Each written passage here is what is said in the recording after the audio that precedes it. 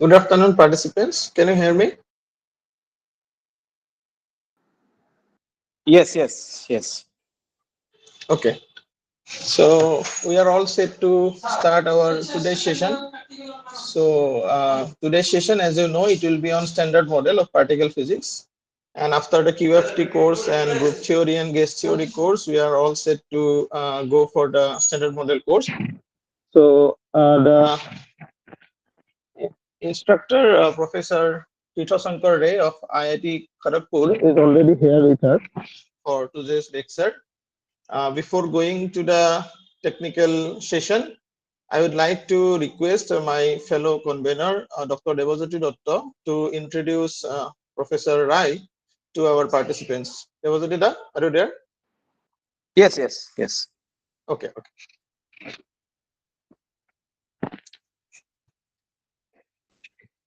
Good afternoon, everyone. So today we are again starting another new, very interesting session. And as Devabrot has said, we have with us Dr. Tito Shankar Roy from IIT Kharagpur, and he will be talking on standard model of particle physics. So I just like to introduce the speaker to you. So Tito has completed his PhD in 2010 from Saha Institute of Nuclear Physics, Kolkata, and his research topic was itself some topics of beyond the standard model. So after completing his PhD, he has done his postdoc from France and Australia. And then after that, he has joined IIT Kharagpur as a assistant professor. Presently, he is working as an associate professor there. And during his throughout his career, he has achieved many prestigious fellowships related to his career. So, and he has published a lot of significant papers, and all these papers are contributing towards the particle physics. And with this few words, I'd like to request Tito to start his session. Tito, are you there? Yes, am I audible? Yes, yes, yes, yes, So should I try to share my tab? Am I okay? yes, So yes. Yes, let me yes, try yes. to do that. Okay. Uh, okay, but somehow I'm not able to share it. Okay. Devabrot, can you help him? Yeah. Yeah, yeah, So it's coming. is it Yes, it's coming. now visible? Yes, yes, Yes, yes. yes. Oh, okay. Okay, so thank you for that. So the mandate that I was given was to try and discuss standard model of particle physics in 3 or 4 hours, which I think is, of course, is impossible. So I will, pick and choose some topics, of course, limited by time and also by my own limitations and knowledge about this subject. And the second thing is, I'm also quite blind to the audience that is here. So it is possible that many of the things that I'm going to say is very redundant to many of you. If that is so, that is an happy coincidence, because it's always good to hear something that we already know again. But if there is, something that is new, and please feel free to stop me and ask any questions at any point of time, and I would be happy to discuss, because I really do not have an real syllabus to cover, and therefore we can just, cover whatever we can in the allotted time we have. Okay. Okay. So let me try and um, you know discuss some aspects of the standard model of particle physics. So no, what it is, what is the standard model? So at the very basic, it is just what we can call a relativistic and quantum description uh,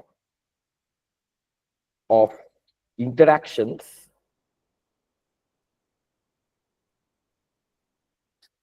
of fundamental particles. Okay.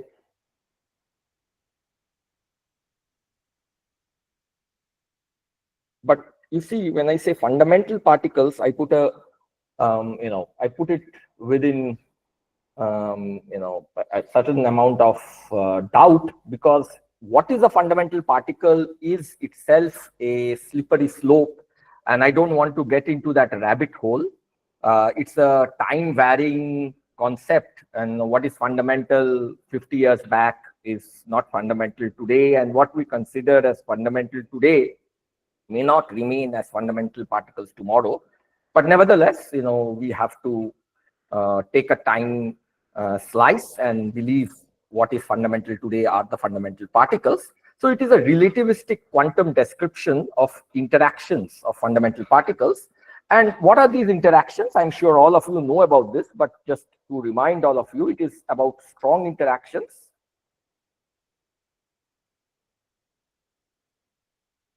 and weak interactions.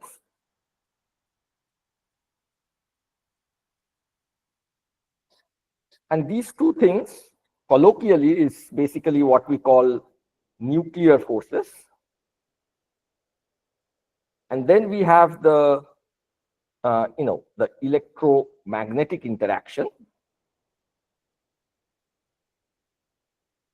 Now, it so happens that the weak interaction and the electromagnetic interaction, that's what we'll try to discuss maybe today and maybe mostly tomorrow, is that they unify into what is known as the electro-weak interaction.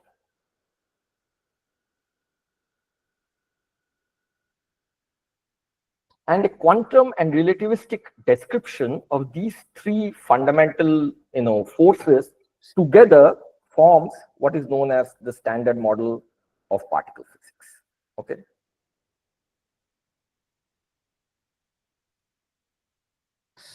Sadly, we have to leave behind the other interaction between fundamental particles, which is gravity. We will just consider that gravity remains a kind of a classical background to this entire quantum theory of strong, weak, and electromagnetic interaction. Okay, so this is going to be basically what we want to discuss: a relativistic quantum description of strong, weak, and electromagnetic interaction between fundamental particles. But you see, what I would like to stress is that this standard model is an experimentally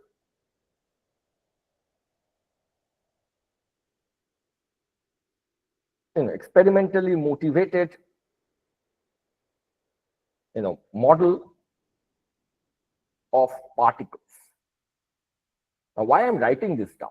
Because you see, sometimes when we learn about the standard model, it is usually concurrently we are also learning about quantum field theory and gauge theory, and it is very easy to get lost into this techniques of quantum field theory, which of course has a wide application beyond particle physics, in statistical physics, in condensed matter systems, and things like that. The standard model of particle physics also utilizes quantum field theory, but at its core, it is an experimentally determined theory of particles. That these are the two things that I would strongly recommend that we do not lose sight of when we discuss the standard model. That it is an experimental theory, and it is a theory not of fields, it is a theory of particles. And we have to, as we go along, I would try to stress that what are these experiments and how we identify these particles and how we identify these interactions. And that you will see that once you identify the particles and their interactions, the properties of their interactions, the relativistic quantum description kind of follows if you know the technique of quantum field theory and gauge field theory. Okay, so that would be the paradigm I would like to adopt as we go on. Now, let's say the thing that I would like to start with, because that kind of gives you a very clean gauge field theory of interactions between fundamental particles, is what is known as strong interactions. Okay, so let's just try to start discussing with strong interactions. And this is, of course, what is also known as quantum chromodynamics, or QCD. So let's start our discussion about the standard model with a discussion about strong interactions of fundamental particles. Okay. So the first question is, what are these particles which participate in strong interaction? And again, I would like to stress that once you know which are these particles and what are their properties, we would be able to identify the right theory, the right quantum field theoretic, description pretty easy. Okay, that's my claim. So let's see. So let me try to remind you again. I'm assuming that many of you know this stuff. Maybe you will get bored by the fact that I'm repeating them. But nevertheless, let me remind you of how we identified these particles and their properties from experiments. Okay. Again, it is a whole array of experiments which kind of identified these particles which participated in strong interaction. And I have to again pick and choose because of lack of time and of course lack of my information. So the first experiment that I would like to again remind all of you about is the discovery of what is known as the charmonium family of mesons. Okay, charmonium.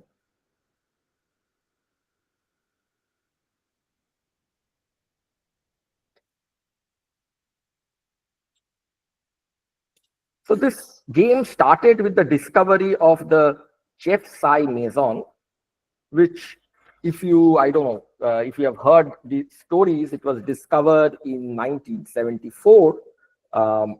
Actually, it was discovered concurrently in the two coasts of US by the by the Stanford in the East Coast, and by the Brookhaven, the Stanford in the West Coast and Brookhaven in the East Coast in 1974. They both kind of discovered this meson together, and that's why it has a double name, J and Psi, because these two groups named them separately, and it's a fascinating story how it was discovered. And subsequently, through many experiments at places like Daisy, Hamburg, and Slack in Stanford, a whole family of mesons with masses around Jeff Psi was discovered. And if you really look at these mesons, they have a very interesting structure. Okay, let me just remind you that what these mesons are. So for example, you have this eta meson, and then very near that meson is this J Psi meson. That the Jeff Psi meson is just slightly heavier than this eta meson. And then you have this eta prime, which is a kind of very similar to eta, kind of looks like an excited state of eta or something like that. So the eta prime meson. And then you have the Psi prime meson. This is another meson. And then you have these chi mesons. Okay, why I'm drawing all this is that these mesons were, one after the other discovered at, Slack, Brookhaven, and Daisy. And interestingly, it was found that sometimes these mesons decay to each other. For example, the Psi prime can sometimes decay to a Jeff Psi, and in this decay process, emanate a single photon. So it looks like that these two things are kind of a similar particle and just radiate one photon when it decays from one of them to other. So if you just think about atomic levels, it looks like this is two levels of an atom, and then excitation, de-excitation is taking place, and a photon is coming out of it. Similar kind of de-excitations takes place between many levels. For example, you can see de-excitations like this, and so on and so forth. Okay, so you can see many such de-excitations, and immediately people realize that the structure of this meson is very reminiscent of the structure of energy level in the positronium.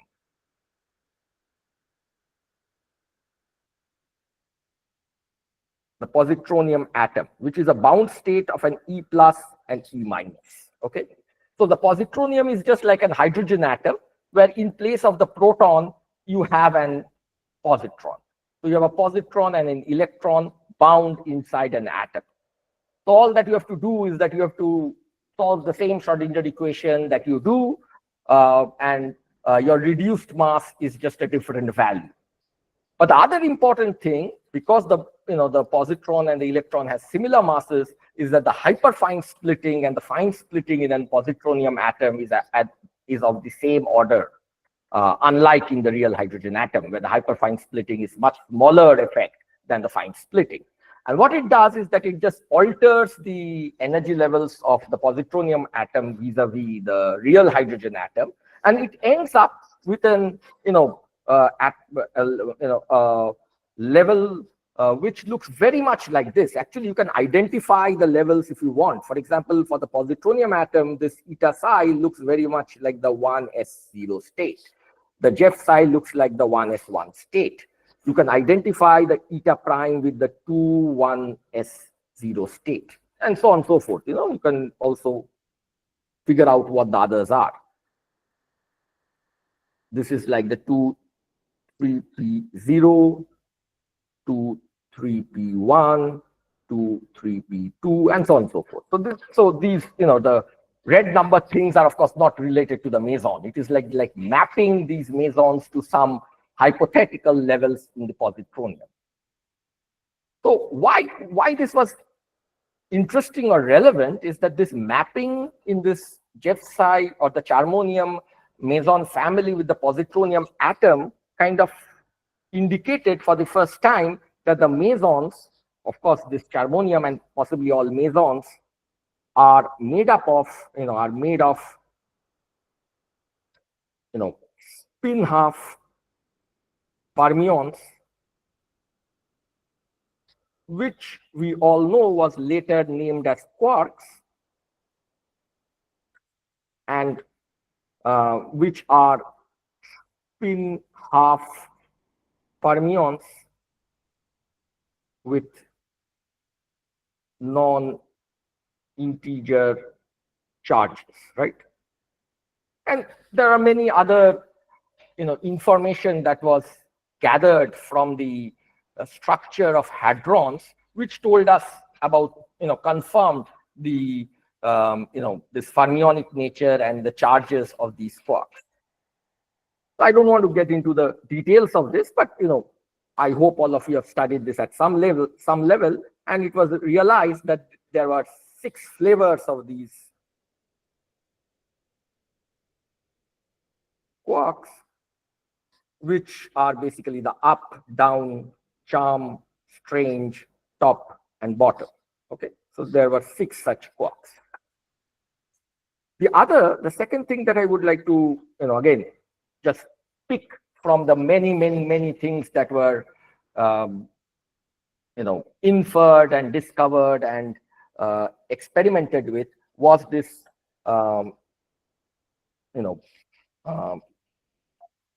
discussion about, among many things, about the wave function of this omega minus baryon.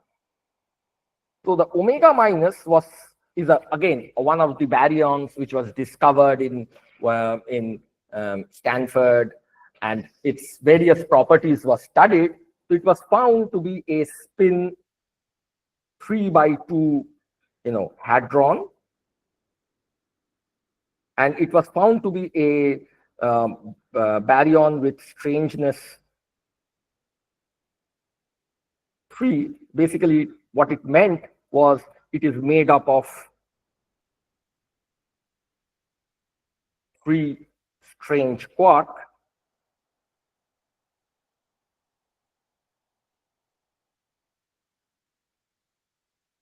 and the problem was that if you wanted to write down a wave function for this baryon, how would you do that? You would, of course, you have to write down the spatial part of the wave function, and that would be the wave function of three strange quarks. And you know, you have no way to make this part of the wave function anything but symmetric. And then this would be direct producted with the spin part of the wave function. But since we know that we just figured out from our discussion above that the quarks are spin half object, and this baryon is spin 3/2, you need all the three strange quarks to be pointing upward, right? So all should be spin half, spin plus half, spin plus half, right? So you need all of them to be spin plus half, plus half, plus half. So this spin part of the wave function also had to be fully symmetric. But due to the spin statistics, theorem, we know that this wave function has to be antisymmetric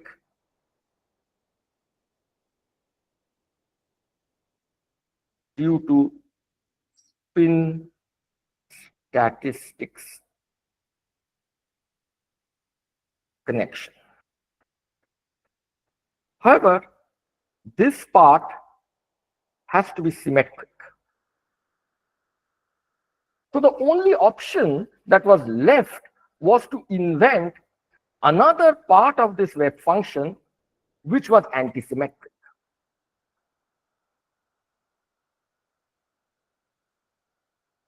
And this antisymmetric part was supposed to originate from some internal quantum numbers of this quark, which was different from its spin, its charge, and its strangeness, and these things. Okay, so it was some antisymmetric due to some internal quantum number.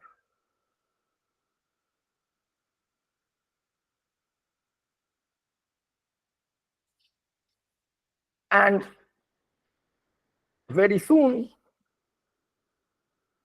it was conjectured, and this is a conjecture because, this is just a theoretical, not an experimental thing. It was conjectured by Greenberg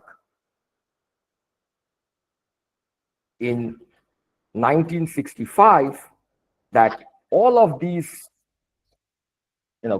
quark, whatever you want to call them, let's call them Q, they actually, whatever flavor you take, whether up, down, charm, strange, top, or bottom, they come in three varieties, which is the index for this internal, quantum number, which, has three, which runs from 1, 2 to 3. Sometimes you call them red, blue, and green. And this internal quantum number is called the color charge. So the idea is that while you cannot make this baryon antisymmetric in terms of its spatial part of the wave function, because all the three, strange quark is just strange quark and they have the same spatial wave functions, you cannot make it antisymmetric with respect to the spin part of the wave function. You have this new quantum number called the color charge, and you make the wave function antisymmetric under this color part of the wave function.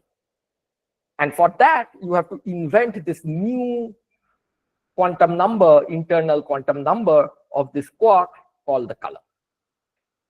So this is another information that we have to kind of, invent in order to make the models survive.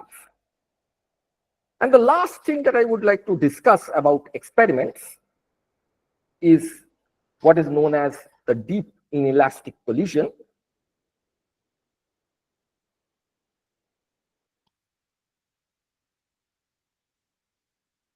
So the idea here is that, initially people were basically looking at all these new mesons and new hadrons that were produced in experiments. But soon to understand the fundamental interactions, people started doing collider experiments, where you collide particles and you study the collision and not only the end product. Okay. So one of the earlier collisions that people were studying is known as the elastic electron proton collision. So what is that? You take an electron and you bombard it on a target of hydrogen gas. Okay. So the hydrogen gas is basically made up of proton nuclei, right? So you basically collide an electron beam onto a target of proton, and then you study the recoiled protons and electrons. So you study this kind of an event, that an electron proton collides and an electron proton comes out from it. And the understanding was, and people by that time already knew, that of course this proton is an hadron. So it has a substructure, which means this has a substructure. So, the idea was that if this collision happened at low energy, that means that the electron, the initial beam of the electron came with low energy and hit the proton. This collision will be more or less like a billiard ball-like collision. Okay. So the electron will hit the proton will just recoil, and the electron will recoil, and it will be like a billiard ball-like collision between them. However, if the electron came with larger energies, at some energy, it will kind of be able to destroy the proton, kind of, decimate it into its constituent particles, and therefore, the possibility of seeing a proton in the final state will drastically reduce, because the proton would be destroyed by this high energy of the electron, right? So the probability of an EP going to an EP, because if you are seeing the EP also in the final state, right? So you are seeing an electron proton going to an electron proton recoil. This event happening would slowly decrease at higher energies of the initial electron, just because the initial electron might end up destroying the proton altogether. So the conjecture was that whatever may be the details of this cross-section of this event happening, it should be proportional to something which should go like 1 plus q square by lambda square whole square, where q is the energy exchanged between the electron and the proton, and lambda is some dimensionful parameter which is found to be, is expected to be the typical, related to the typical size of a proton.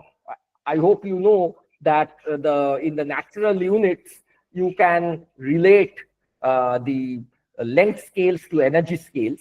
So this lambda is an energy scale which is associated with the typical radius of a proton, which happens to be 0.9 GeV. So this is what you would have expected, which is sometimes known as the dipole structure function. So this is what was expected, and people did this experiment, which is known as the elastic electron-proton collision. And so if you just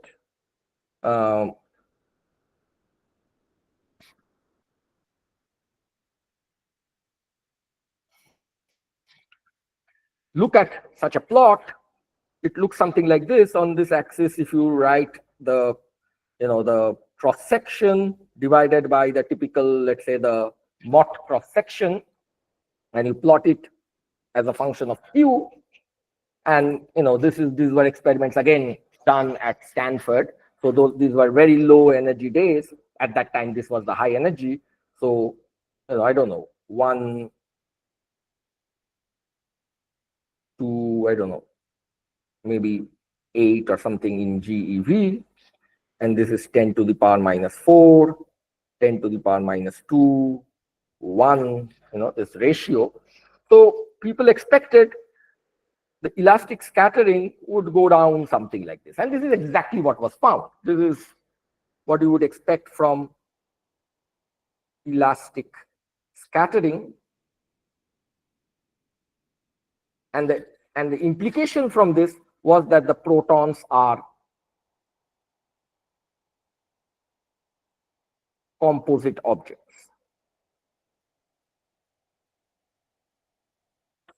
However, what was found that if instead of looking at EP going to EP, remember this is E plus P going to E plus P.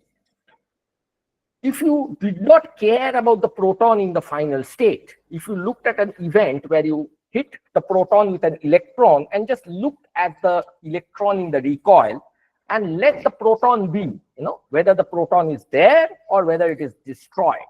This is what is known as deep inelastic collision, where you look at E plus P going to E plus X, where X can be anything. The proton may survive or the proton may be dead. Then what happens is something strange, is that instead of this Q-like behavior, what you see is this kind of a scaling plot. So this is what is known as deep in, okay, let me be a little bit more in elastic collision. And this is what happens when you look at E plus P going to E plus X. So what this tells us, this deep inelastic collision and this kind of scaling result, is that what is happening at this scale is that instead of the proton, the electron is actually interacting with the quark inside the proton. Okay? And the collision is happening not with the proton as a whole, but with the quark inside the proton. So it is actually an E-quark collision. And that collision is not scaling with the energy Q, which means that this collision is always billiard ball-like, and that quark, which is inside the proton, is like a fundamental particle. So this is what the quark is, a fundamental particle. And when I say fundamental, again, it's fundamental at the scales at which this experiment has been done. Okay. So now it's the time to take stock that what we have learned about the particles of strong interaction. Okay. So if we try to take stock, particles of strong interaction. So what we have learned are the following. These are fermions of spin half, right? And they may be charged, but for now, let me just suppress that fact that they have electromagnetic charges, but we'll come back to that later on. But for now, they are spin half particles.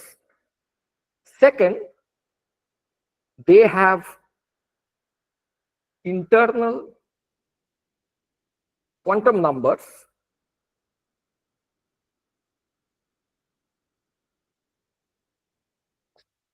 called the color charge.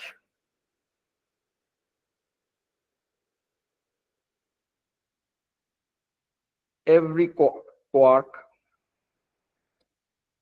come in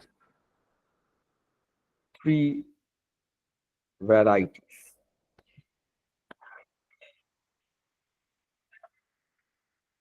Third, and this is something that, of course, I did not discuss, but I hope all of you know that in each of these experiments, whether it is deep inelastic collision or in these discovery of these mesons where strong interaction decay of these mesons were studied, where let's say this Jeff-Psi decays or any of these meson decays were studied, it was observed parity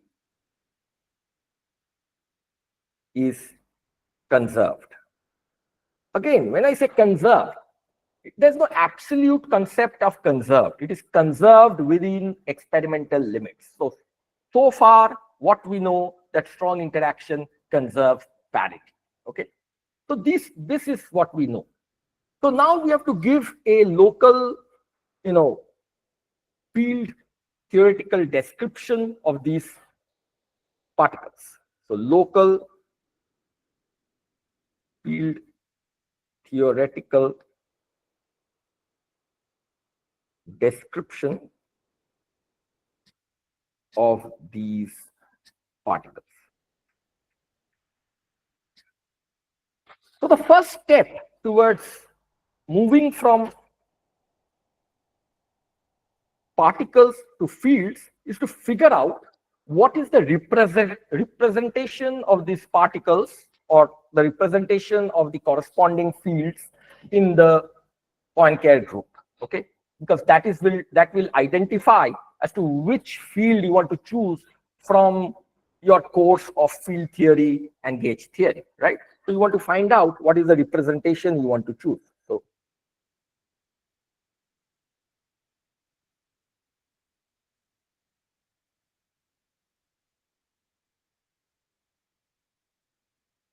So I'm assuming that you must have studied all of this in the previous courses. So I will not go into the details of this, but just very, very quickly, for the sake of completeness, I will remind you of the important steps over here. So if you remember, the Poincare group is just this P3,1 group, which has two parts. One is, of course, this space-time translation. This is the group of space-time translation that you can translate through space. You can shift in space and you can shift in time. That is one kind of translation that is part of the Poincare group. And then there is this O3,1, which is basically the group of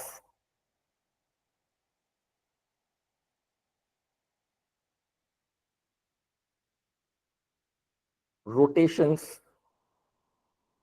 and boosts. Now, in order to understand the representations, we usually do not worry about the space-time translation. You just worry about this O3,1, the rotations and the boost, which unfortunately is, as you know, is not a continuous group. Okay, so giving a representation of non-continuous group is very problematic. So you bring out either you go for the fancy universality cover of this group, or you just take out the non-continuous part and represent it by a continuous subpart of it, which is this SO3,1, and you take out the non-continuous part, which is basically the parity transformation, the time reversal transformation, and the PT transformation. So basically, when you think about representation, which is relevant for us, is that you want to talk about the representation of SO3,1, which is isomorphic to an SU2 cross SU2, which is also known as the Lorentz group. So in some sense, if you want to really look at the representations, you look at the representations of the Lorentz group. And this SU2 is something that all of you are familiar with from your studies in quantum mechanics, because this is basically the group of angular momentum. So instead of one, you have two such angular momentum. So the representations are all unitary, infinite dimensions representations, and they are basically given by the J1, which is the angular momentum representation of the S1 of the SU2, and the angular momentum representation of the second one, J2, and it is infinite dimension because you have, of course, the momentum, so you can choose any value of the momentum. This is a continuous variable, and any other internal quantum number. So, of course, the momentum is your choice, whatever you want to do.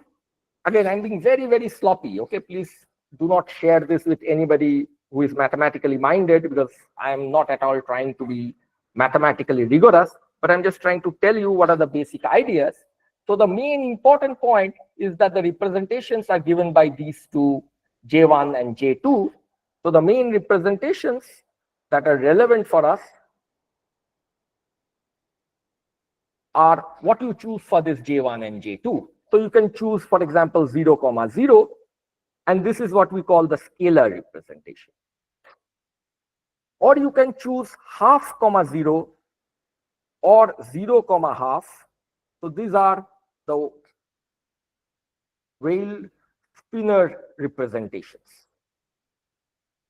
Now it so happens that this 0, half and half, 0, they are kind of related to each other because these two things are connected to each other by parity. And the third thing, that would be relevant for us is the half, half representation, which is the vectorial representation.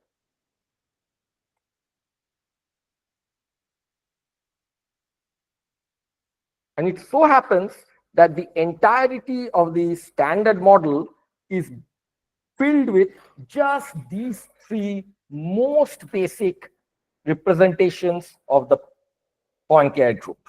So every particle that you find in an experiment, you have to then figure out which of these three representations you want to put it and write the corresponding quantum field theory for it. Okay. So the standard model of particle physics is saturated by just these three representations.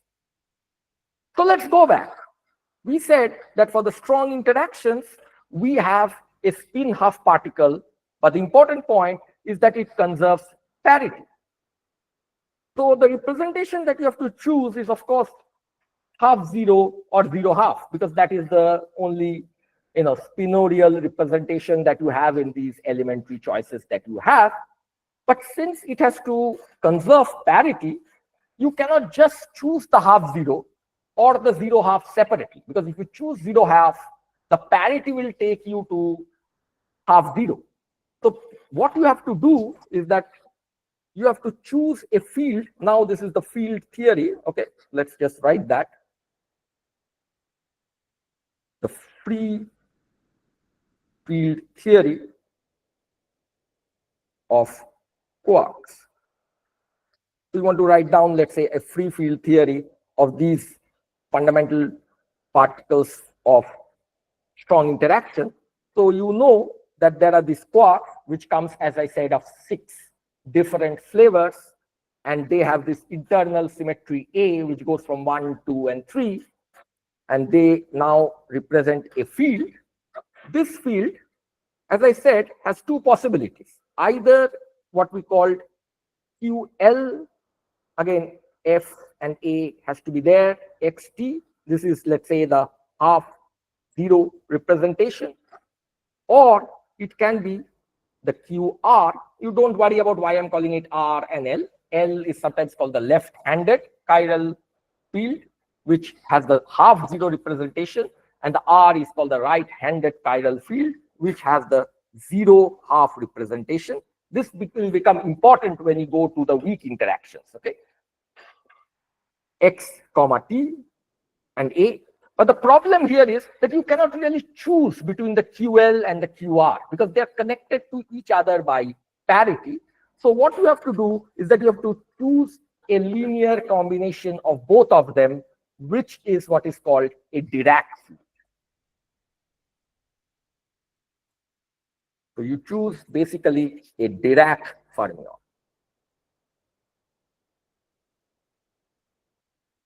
So the flares in the strong interaction are not the Weyl fermions, but the Dirac fermions.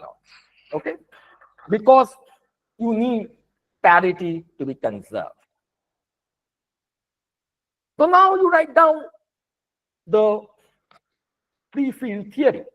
But what else do you know? You know one more thing.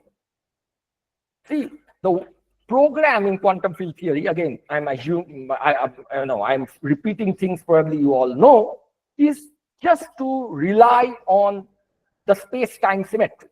That's how you start writing down the free field theory, right? You just write a theory which is invariant under the Poincare symmetries. But you also have now internal symmetry. So what do you do with it? So you again take recourse to the famous Coleman-Mandula theorem, which essentially tells you that the total symmetry of a theory is given by the space-time symmetries. Again, I'm being very, very sloppy. I'm just writing things down without being correct, with an outer product with the internal symmetries.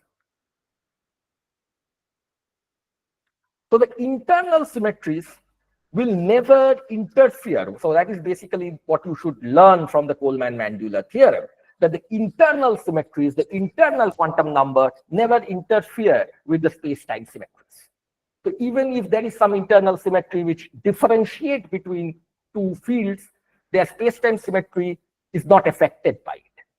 So you see this QF1, QF2, QF3, the three color varieties of the same flavored quark, while they are different in terms of their internal symmetry, they are space-time wise, they are identical. So our objective should be, if we want to write down a field theory with it, is not to put them as separate fields, but rather to put all of these three things in the same kind of a multiplet with a QF1 of x comma t, QF2 of x comma t, and QF3 of x comma t together, and write down something like this, which is the the quark field of flavor F, right? This is what the lesson we learned from the Coleman-Mandula theorem, and we know that this guy is just a Dirac field. So now what you have already learned in the in your quantum field theory and gauge field theory course, it is just straightforward to write down the free Lagrangian. So the free Lagrangian for the quarks is now just straightforward to write down. It is just psi f bar I gamma mu del mu minus, if let's say this quarks potentially has some mass, there's no problem with it, psi f. That's all. This is the free Lagrangian for the quarks.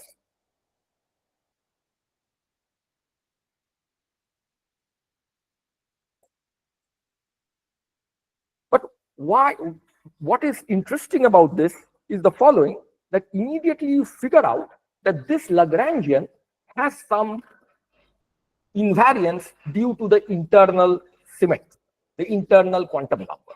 And what is that symmetry? You see that if you make a transformation of the fields psi of f to some psi of f prime, which is multiplied by any 3 cross 3 unitary matrix. This is any 3 cross 3 unitary matrix, which is of course a constant unitary matrix, where U3 is any constant 3 cross 3 unitary matrix. Then you can, it's very straightforward to check, and you must have done this in the gauge field theory course, so I will not waste your time by repeating this. You can check that the Lagrangian will remain invalid. So you say that this free quark Lagrangian, due to its color internal quantum number has a global SU3 symmetry.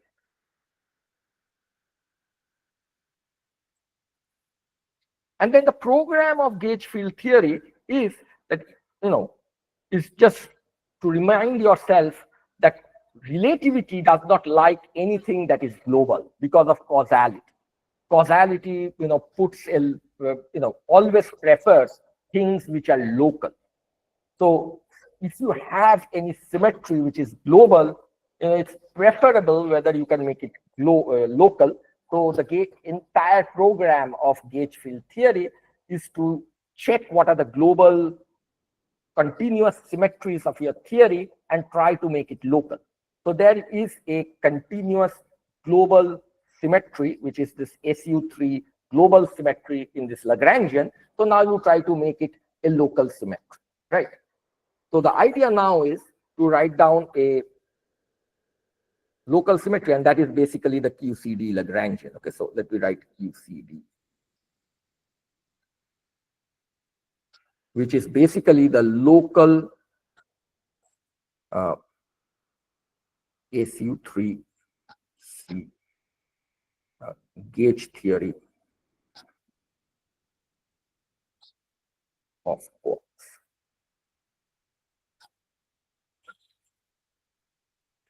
So what you do now is that you just look at this thing and you want to make it local. So the way to make it local, again, I don't want to repeat, you have done this in your gauge theory courses. You just remind yourself that you want to make this transformation matrix local. So you can do that by, making these transformations depend on local parameters alpha x, where T A prime are the so-called generators of SU3 Lie group, which are also known as the Gell-Mann matrices. And A in a particular representation, you can have many representations, but the most famous is the Gell-Mann matrices.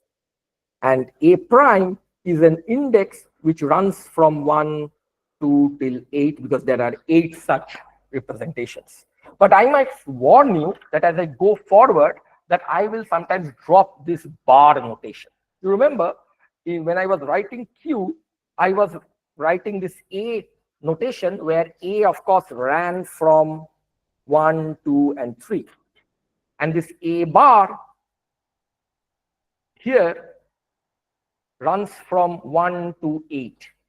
But as I go forward, I will use A for both of them. Sometimes it will run from 1 to 3, sometimes it will run from 1 to 8, and you have to understand from context when it is running from 1 to 3 and when it is running from 1 to 8. It basically depends on whether we are describing something which is in the fundamental representation of the gauge group, or is in the adjoint representation of the gauge group, or is in some other representation of the gauge group. Okay, so that is how this A will always be a gauge index, but which representation will come depending on the context of the field or the particle that it is describing. So if you want to now make this as the transformation, then of course again your field will transform in the same way. Psi f prime will now be given by u3x psi f. So if you want to keep your Lagrangian invariant under this, then the step is that in place of d mu, you have to replace it by some d mu, which is defined as, which has this property that d mu psi f has to transform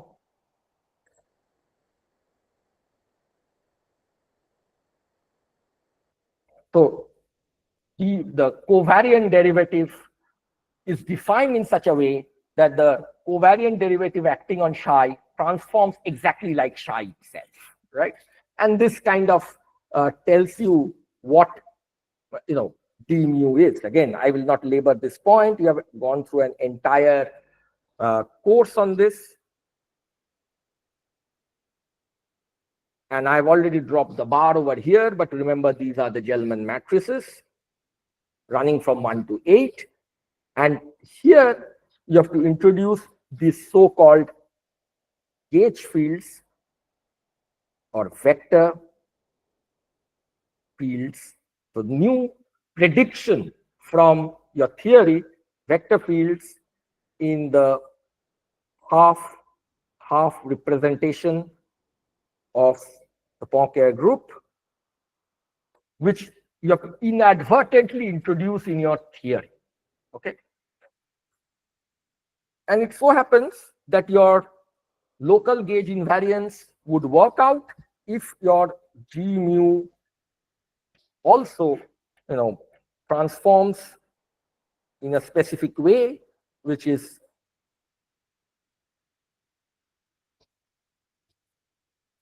you know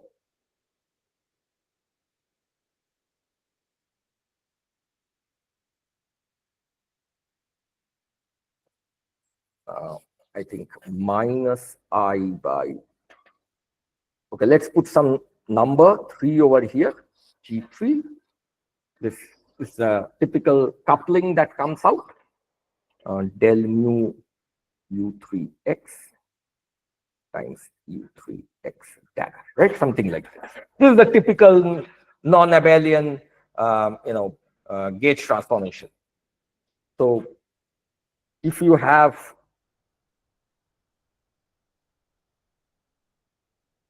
this one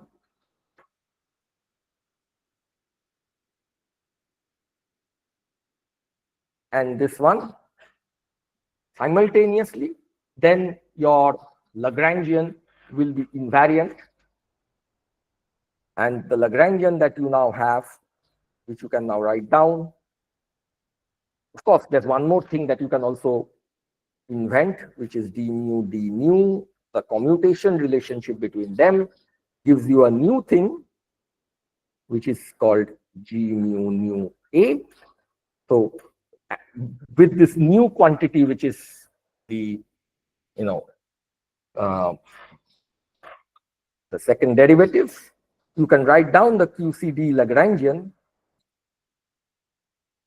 as a sum over all flavor psi f bar I gamma mu d mu minus mf psi f minus 1 by 4 trace of G mu nu A, G mu nu A.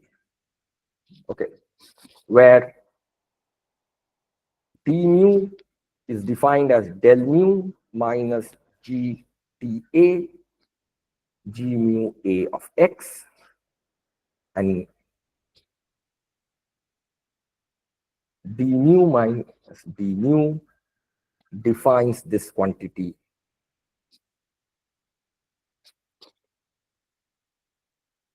Okay, so this is the entirety of the QCD Lagrangian.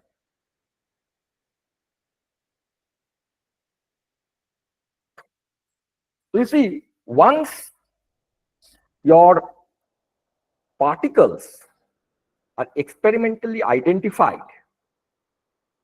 and their properties are experimentally identified, it is straightforward to write down the full QCD Lagrangian.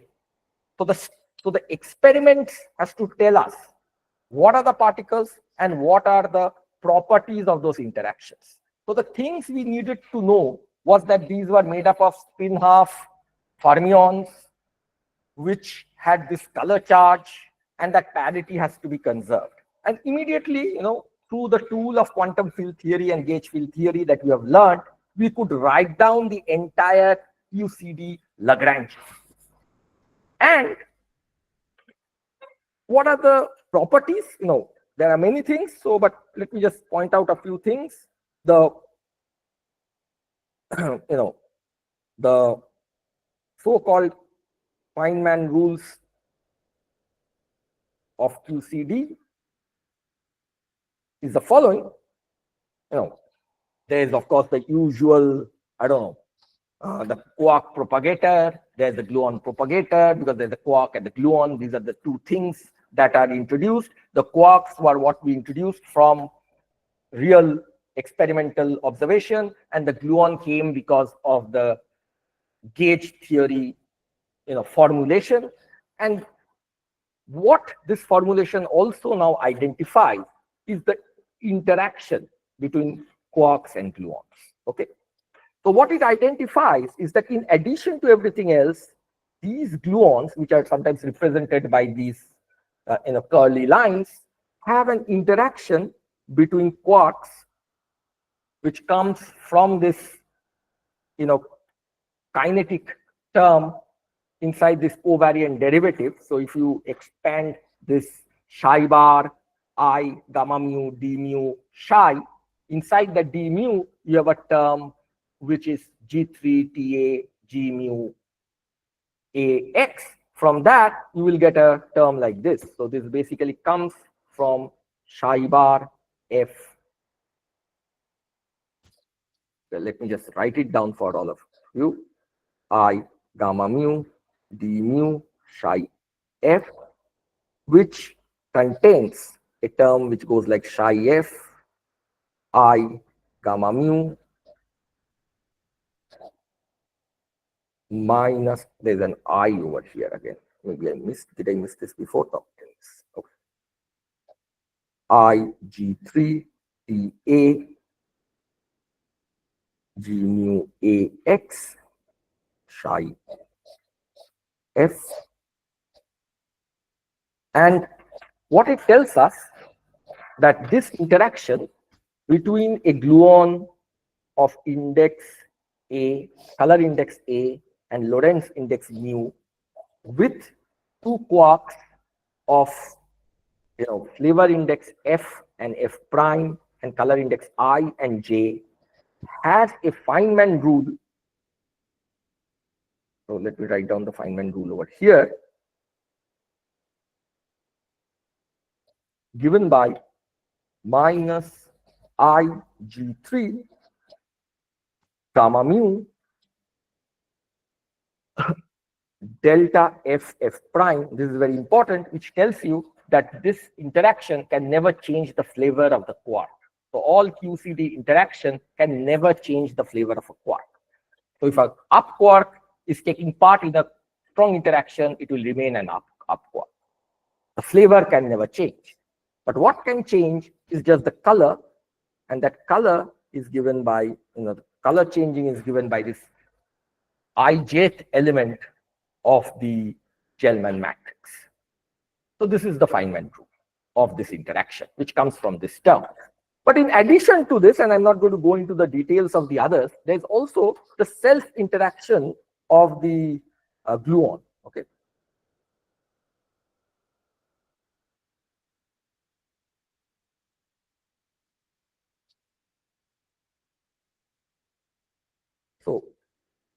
So these are kind of the prediction of this model, that the QCD is telling us that in addition to a gluon quark coupling, there will be a self-interaction of the gluons, which is a gluon coupling, and also a 4-gluon coupling.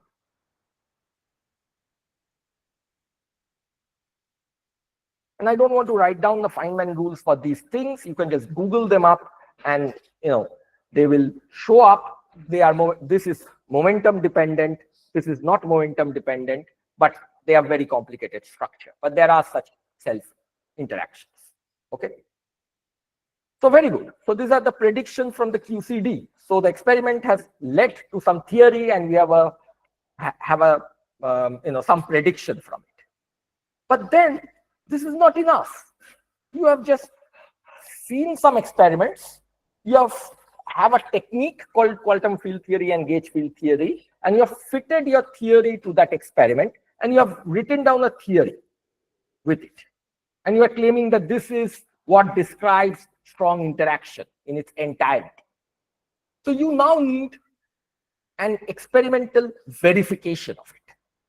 Some new prediction from this QCD Lagrangian, which has to be verified again experimentally. And there are many of this experimental verification is going on till today, and every new verification keeps on verifying this Lagrangian with higher degrees of accuracies. But let me just point out the most obvious and the, let's say, the most simplest verification of the QCD Lagrangian, which is the you know uh, experimental. So let me just point out something.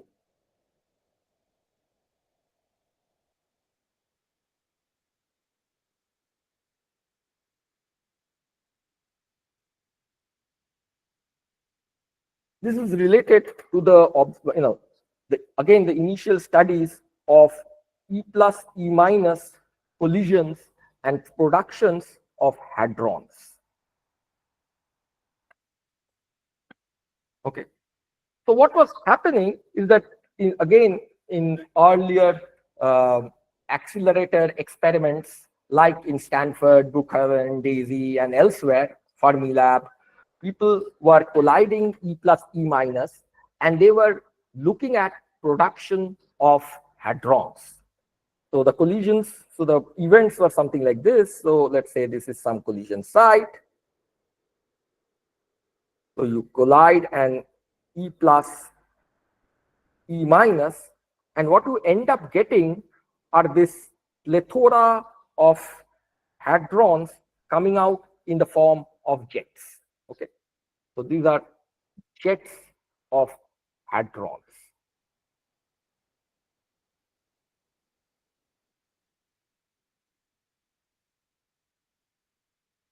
So the explanation from QCD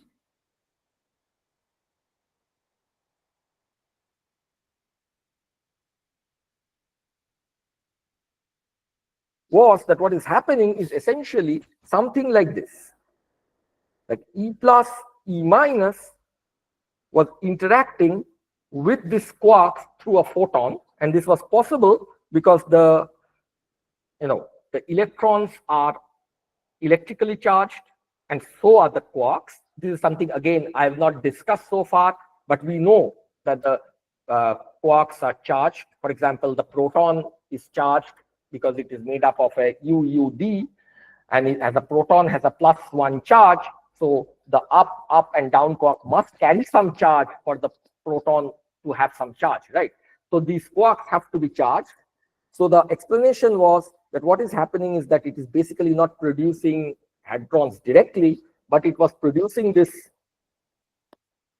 quarks depending on whatever the electron has charge E, and the quarks have some charge QF times E, and it was producing various quarks with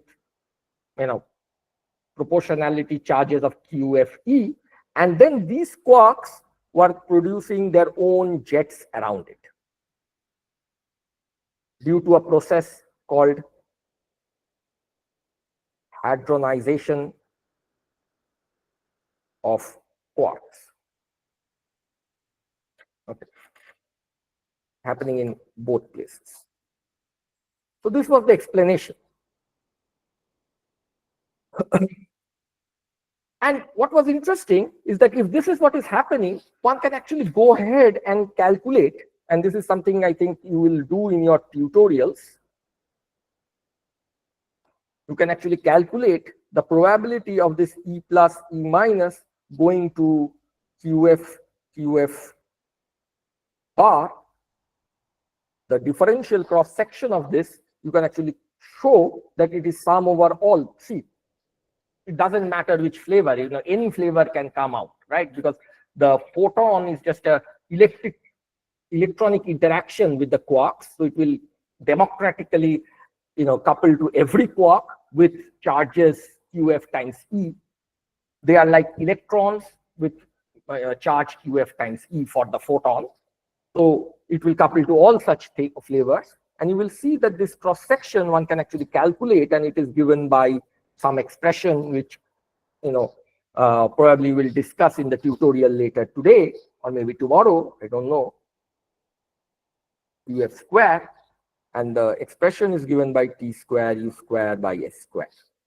Even better, you can try to calculate what is this D sigma E plus E minus going to two jets, because the same, every time the quark and quark bar comes out, it hadronizes and form a jet. So the thing is same, and take the ratio with what is the probability of E plus E minus going to, let's say, mu plus mu minus dt, and you will see that this is just, everything is same except you have this 3qf square.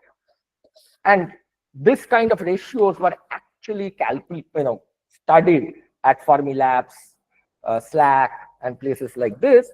And people went ahead and calculated this factor 3, this color factor, from this E plus E minus going to hadron. So remember, this color factor of being 3, this 3 comes because each quark comes in 3 different versions. This 3 color internal quantum number. Okay, Q1, Q1, QF1, QF2, QF3. That is why this 3 is sitting over here. Now the fact that it is 3 and not 4, not 5, not anything else, was just a conjecture when this omega minus was discovered. It was made up of, if I just scroll back, you see, all that we wanted to do was to make this wave function antisymmetric, and it was made up of 3 strange quarks. Now, that could have been made antisymmetric, right, by assuming that there are 3 color quantum numbers. But you could have made it with 4 color quantum numbers, with 5, with 6. Anything more than 3 would have worked, and it would have made it antisymmetric. Now, who told you that it is just 3, which is the minimal choice that you needed here? Okay. And you remember, this 3 was crucial to identify that the gauge group of this, this SU3 is, this QCD is a SU3. So this entire structure of the QCD Lagrangian that we have written down over here, which I should have mentioned, is an SU3 color gauge theory of quarks. So this 3 crucially dependent on the fact that there is only 3 colors and not 4, not 5, not 6. So why was it only 3? Previously, it was just conjectured from that omega minus, making omega minus antisymmetric. But now in this experiment, you can actually measure and you can find out that it is indeed 3. Again, when I say 3, you never get integers in an experiment. You get something very close to 3, and therefore you assume that it is 3. But that's not all. You see, if QCD is correct in this diagram, you should get one more thing. So first there is this E plus, E minus, then there is this photon, that's all good. Then you have this quark and anti-quark, whatever coming out, QF.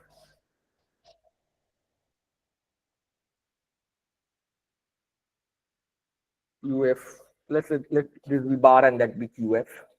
But if that QCD Lagrangian is correct, there is this new interaction vertex that we just discussed, this one, where a quark can interact with a gluon, quark-gluon interaction vertex.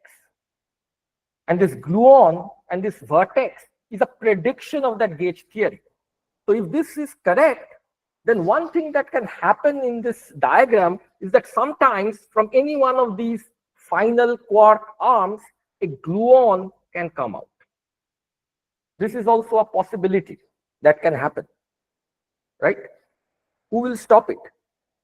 Because after all, this vertex here is just a quark-quark gluon. Remember, this is a quark, this is also a quark.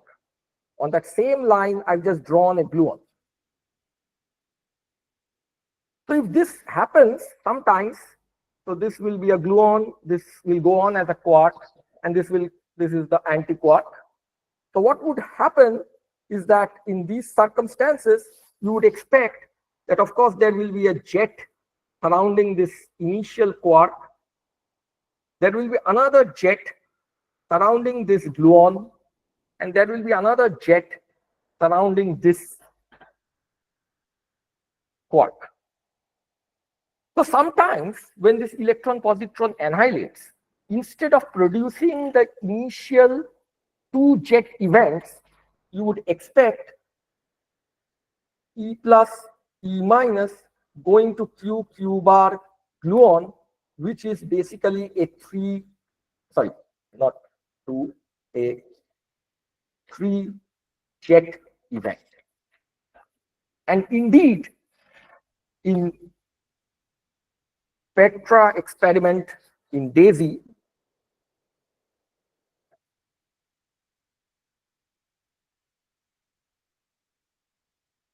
and also in TASO, this is in 1979, these three jet events were observed. And this kind of confirmed existence of gluon, and therefore kind of confirmed UCD. I think I really do not know what is the timeline. So should I stop now, or when is the break? Is there anybody who can help me with that? Because this would be a good time to stop, and then I can come back after a break, or if you want, I can just continue. Hello? Am I audible? Yes. Okay. So what should I do? So what I think it's up to us now. So what do you guys want to do? Do you want to continue now, or you want to take a break?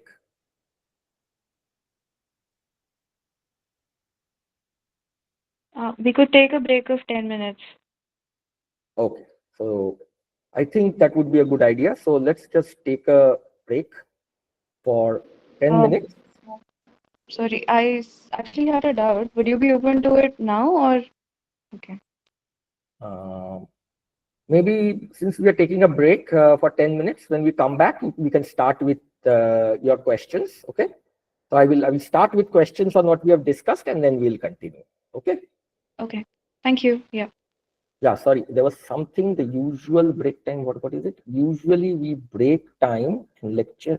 Usually it's a break time and continue at 4:40. Okay, so we'll start at 4:40. Is that fine with all of you? So we'll start around 4:40.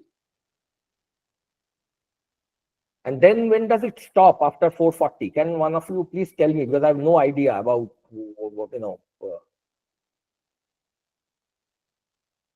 what is the end after 4:40? When do you have to stop Well, after? It goes yeah. So on till 6.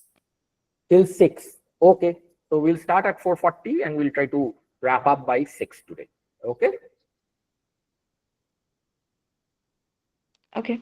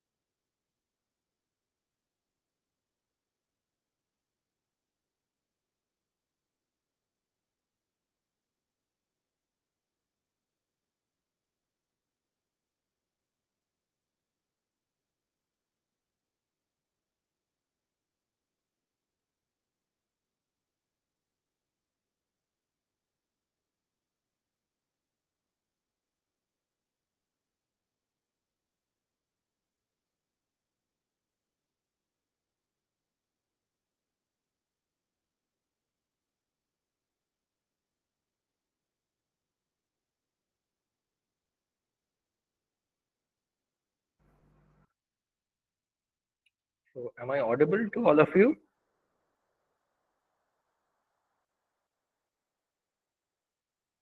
Okay. So if there are any questions on what we have discussed so far, please you can unmute yourself and you can let me know. You can.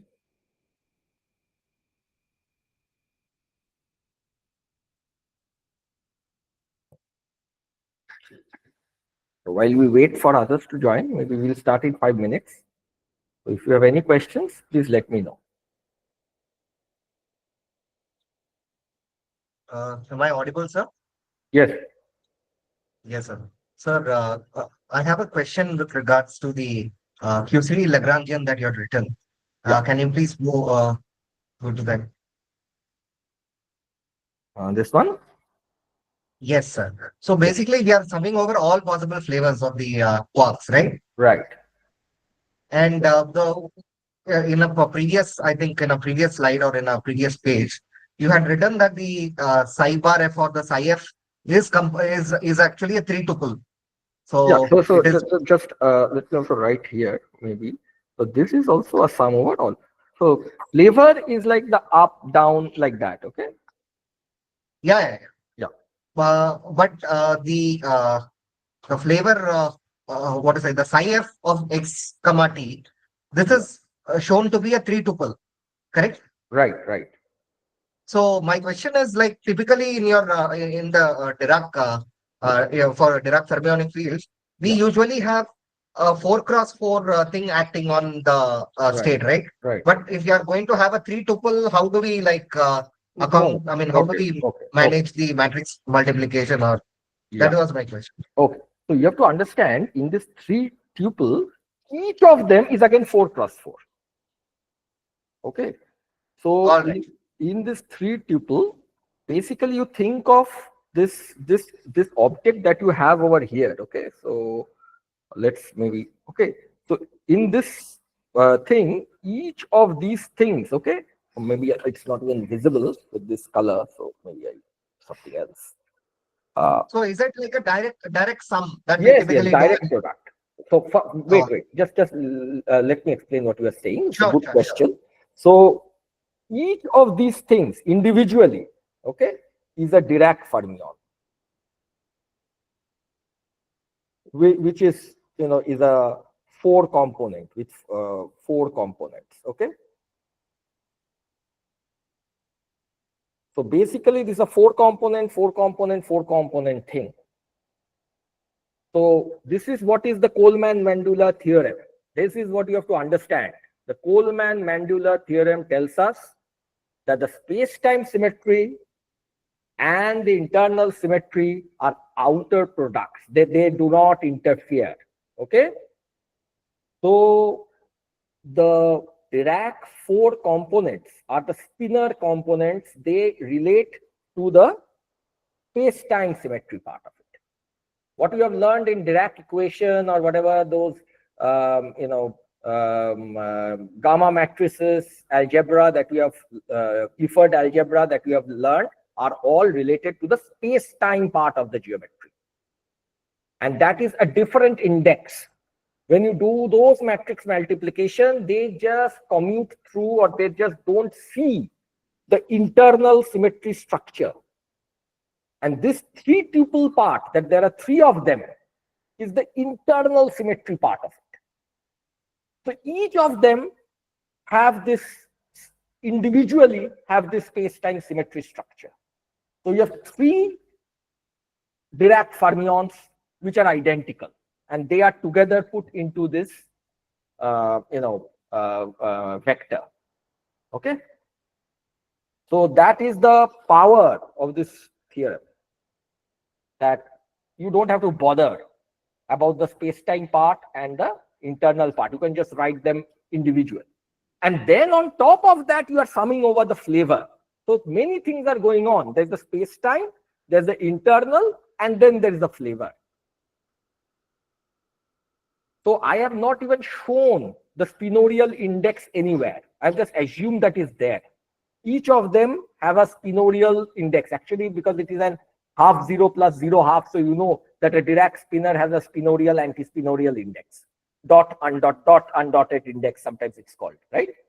So that is there. Each of these Q things has a dotted, undotted index.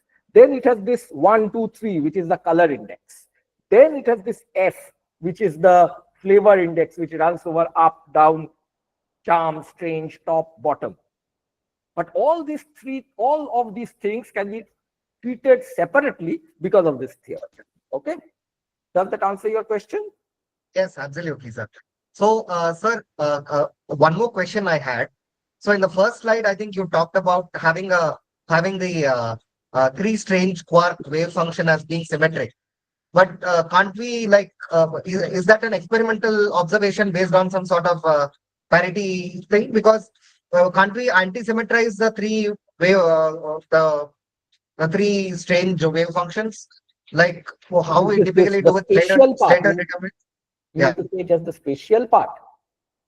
Yes, sir. Yes. Yeah, The you spatial cannot. part. Yeah, you Yeah. cannot. Okay, that's not nothing experimental. It's just the wave function. Okay, they are solutions. You assume that the strange quark is point-like, so that itself is a spherically symmetric object. Okay, because it's point-like. So you take these symmetric wave function. So if you have three symmetric wave functions, whatever way you multiply it or whatever you do with it, if there are three identical things, you always get another parity symmetry thing. You understand what I'm saying? So you have S, S, and S. So all three of them are just function of X, which is parity symmetric. What will you do with it, which will make it asymmetric? Just think about I it. mean, yeah, Let's say yeah. you I have, mean, let's say you have X square, and X square. Let's say the wave functions are X square, and X square. Now you make something that is parity asymmetric with it, something like that. got it. So, I mean, I was basically alluding to if you are having even symmetric wave functions, using the Slater determinants, you are trying to make them anti-symmetric, right? In like many electron systems. So Yeah, my because question was, yeah, are we not for doing that because this is maybe some experimental observation already gives us the idea that this is a symmetric wave function to begin with. That is why we have to invoke the color charge. no, you cannot do that here because that is spatially separated wave function. This is like a point-like wave function. That is the main difference. Oh, Okay. okay, okay.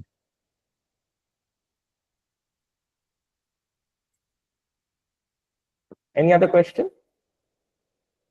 Yeah, in the later pages where we found out the color factor to be 3, Yeah, I think oh, you mean to say in the the last page. oh, okay. Yeah, Yeah. right there. The denominator doesn't contribute in 3 different ways. Could you elaborate that? Why? Yes, because the quarks come with this internal color charge, which participates in strong interaction. But the electrons and the muons, which we'll learn very soon, do not participate in strong interactions, and therefore they do not have this internal color symmetry. Okay, so I am assuming certain things, which we'll learn later on when we do weak interactions, which is not fair to all of you if you have never seen these things. But the point is that what we have learned so far, that the quarks are the only thing which participate in strong interactions, and therefore they have this internal color charges. There are other particles like electrons, like muons, okay, like tau, like neutrinos. We'll learn about them maybe today itself. And it so happens that these particles, they do not participate in strong interactions. And one of the telltale signs that they do not participate in strong interaction is that they don't have color charges, which means that they do not come in this triplets of colors. Okay, that is why E plus E minus going to Q bar has this 3 factor, and the E plus E minus going to mu plus mu minus do not have this 3 factor, because muon is a lepton which does not participate in strong interaction. Okay. Right. What I confused was E plus E minus going to Q bar and Q, and then they go into mu plus and mu minus. Yeah, that is a completely different topology. Yeah, that Right, then right, you will right. get a tree. Right, right, right. Got it. Yep. Thanks.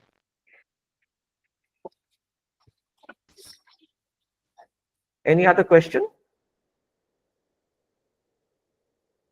Okay. If there are no other questions, then uh, with uh, with your permission, let me then start with some few more things today. And then let's see how far we can go. And you just tell me when you guys are tired, and we'll stop there. Okay. There's a huge, mandate, and please do not worry if we don't ever get to cover that. Okay. It's the responsibility of the organizers to do whatever they do. Okay. We'll just cover what we can in a reasonable pace. So, before we leave QCD, it would be very unfair if I don't discuss two very important topics, just because I want to cover a syllabus, I cannot let go of discussing two things. One of them is facing us right here, okay? You see, every time I've drawn these diagrams, I am telling you that whenever a quark is put, see, in this diagram that I've drawn, that should be available on the screen, I've drawn an E plus E minus going in, and then on the other side, I have annotated this quarks into this very nice fancy looking jets, right? So why are these always forming jets? Because I call, this jet formation. Now, this happens, again, I use the jargon saying that this is happening because something called hadronization, as if hadronization explains jet formation. It's just another word.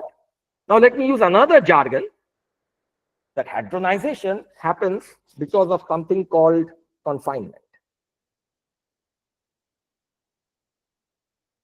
Now, it so happens that confinement is something that we really do not understand, even today.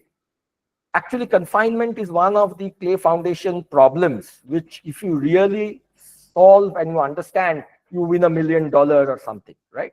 So it is one of the unsolved problems in all of science and mathematics. So this is not like we will be able to discuss in its completeness. But we have to at least have some intuitive or some kind of an understanding as to why, electron can just travel and we don't have to worry about discovery of an electron. We see, we know electrons exist. And to talk about quarks and their properties, we have to talk about so complicated stuff like a family of mesons looking like positronium and things and so on and so forth. And even in experiments, instead of talking about quarks coming out, we are talking about jets being formed. Okay. So in order to understand this issue, we need to study about something called, the QCD at one loop. Okay. Now, of course, it's impossible for me to discuss this, but in details. But let me try to give you a brief flavor of what I want, about what is known as renormalization. So let me just ask you, was renormalization discussed in the QFT courses that were discussed in this school? Can any one of you answer? Okay, it was not discussed. So I will very, very, very, very, very quickly discuss this without any amount of rigor. Okay, so probably it will not make any sense to you, but it will at least tell you that this thing exists, and maybe you can then go ahead and pick up a book like Peshkin and read it. So what it means, why I'm telling you about these things. Okay, this is like just give you a flavor of it and without any real calculation. Okay, see, if you think about the gluon that we talked about in the QCD, it has a propagator, right? So what is a gluon propagator? It's just the gluon moving from one point to another point in space-time. And this is how you draw the gluon propagator. This is a free gluon propagator.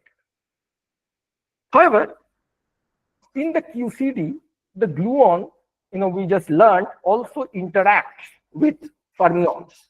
So this gluon propagator, while it propagates, sometimes can form a quark antiquark pair, and QCD interaction vertex over here. Draw this a little bit better. So this is just a quark antiquark pair, and then again that quark that same QCD vertex appears over here, and the gluon can go on its merry way. That's not all. There can also be a gluon vertex itself. Sometimes the gluon can, have a gluon vertex, and that can go on. So you can have, the gluon propagator, which can be drawn as a Feynman diagram as the first one on the left, will have in the interactive theory these kind of diagrams. So these are sometimes what we call the tree-level diagram, and these are called the one-loop quantum correction or radiative correction. Okay, let's call it quantum correction. So if you really want to know what is the probability of a gluon propagator, you should not just calculate the free gluon propagator, that is the first one, but you should calculate what is the one loop quantum correction. But what is the problem? The problem is that if you calculate the amplitude for this loop over here, you know that for loops, I don't know if you know the Feynman rules for calculating a loop. Whenever there's a loop, you need to integrate over all possible momentum, and then you have two fermionic propagators over here, which will give you a k slash and k slash. I'm just forgetting the masses. Let's say at very high momentum, the masses are not very relevant. So this thing, when you integrate from 0 to infinity, has a k4, d4k, so k to the power of 4 in the numerator and k square in the denominator. So this will go like an infinity square. And this guy, if you calculate, is slightly better, d4k by k square and k square, because there's two gluon propagators. I hope you know that a gauge boson propagator goes like 1 by k square. So this will go like a log of infinity. But nevertheless, both of these terms are infinite. So if you really try to calculate this gluon propagator at one loop, taking into account the fact that these are not just classical things, these are quantum things, you will see that this probability of this gluon propagating from one point to another point is this simple thing is infinite. So this is a disaster, right? So you have to do something. And the first step to this is what is known as, writing down this infinity in a proper way. This is known as using a regulator. So what you do, there are many ways to do this, but you see in the thing, the reason why these were becoming infinite is because in the numerator, the integration was d4k, and this 4 was because there is 4 space-time dimensions. So you calculate, in not in 4 dimensions, but some 4 minus epsilon dimensions, hoping that this epsilon is big enough such that all these integrals will be finite. Why you do this? Not because you can make this finite, because after all dimensions are 4, but so that you can at least write down something which is not infinity. Okay, so this is called regulation. So you use a regulator, and then you calculate what is the probability of a gluon propagating, and you have the first diagram, the second diagram, and the third diagram. And if you do that calculation, you just get something like this. Okay, how you get it? I'm just writing down the result without doing the calculation because we don't have time to do it.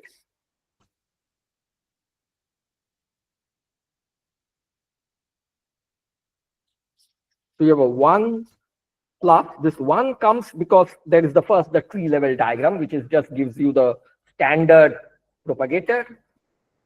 And then you have the G square by 16 pi square, and this is a very famous result. Okay? That's why, I can remember this.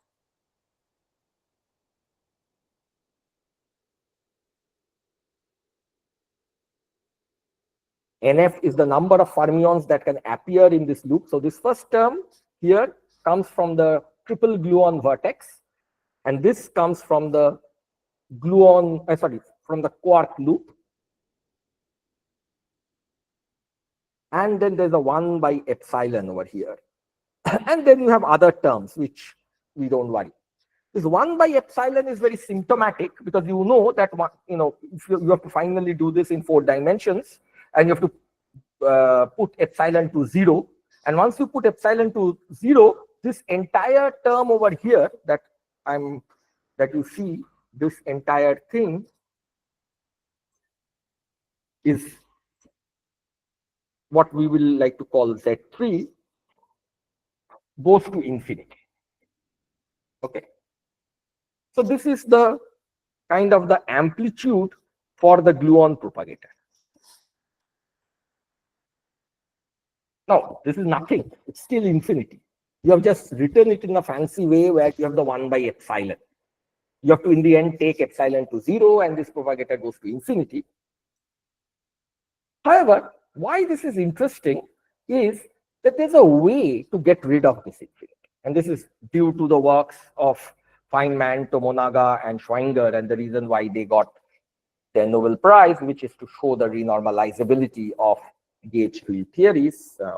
They showed it in the context of QED, and later, Weltman and Tuft showed it in the context of non-abelian gauge theories. And this is QCD, which is a non-abelian gauge theory.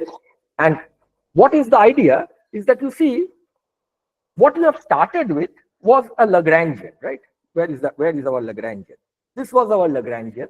Everything was finite in this Lagrangian. And the upshot is that you get the probability of a gluon propagating as infinite. Now that is unacceptable, because this probability is measurable, and the Lagrangian itself is something abstract, something in the theory. You really cannot go out and measure it in an experiment. So what Feynman and Co said is that if there is any conflict between a theory and an experiment, you should always give importance to the experiment. So you have to make your probability finite, and you can play around and muck with whatever you do with some theoretical construction. So what you do is that with a finite Lagrangian, you are getting an infinite probability. Why not you add an infinity to your Lagrangian in such a way that your probability becomes finite? So what you do is that you add what is known as a counter term. So this is the process of what is known as renormalization.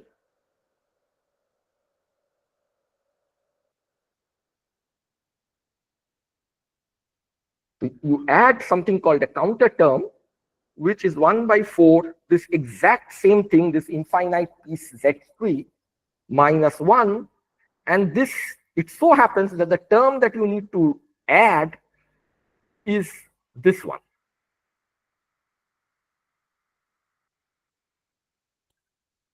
And if you add this new piece, then what happens is that previously, now you had your original Lagrangian and this new term added to that Lagrangian. So your propagator now of the renormalized Lagrangian will have this tree-level term, then this tree-level term with the quark going around it. Then it will have a term with the gluon going around it. But now it will have another term with this, this counter term contribution to it as well. This third contribution. Now, if you add all of these 3 things, there will be an infinity coming from here. There will be a minus infinity coming from here, and they will exactly cancel out.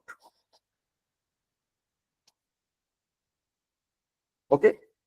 So overall, this will become finite.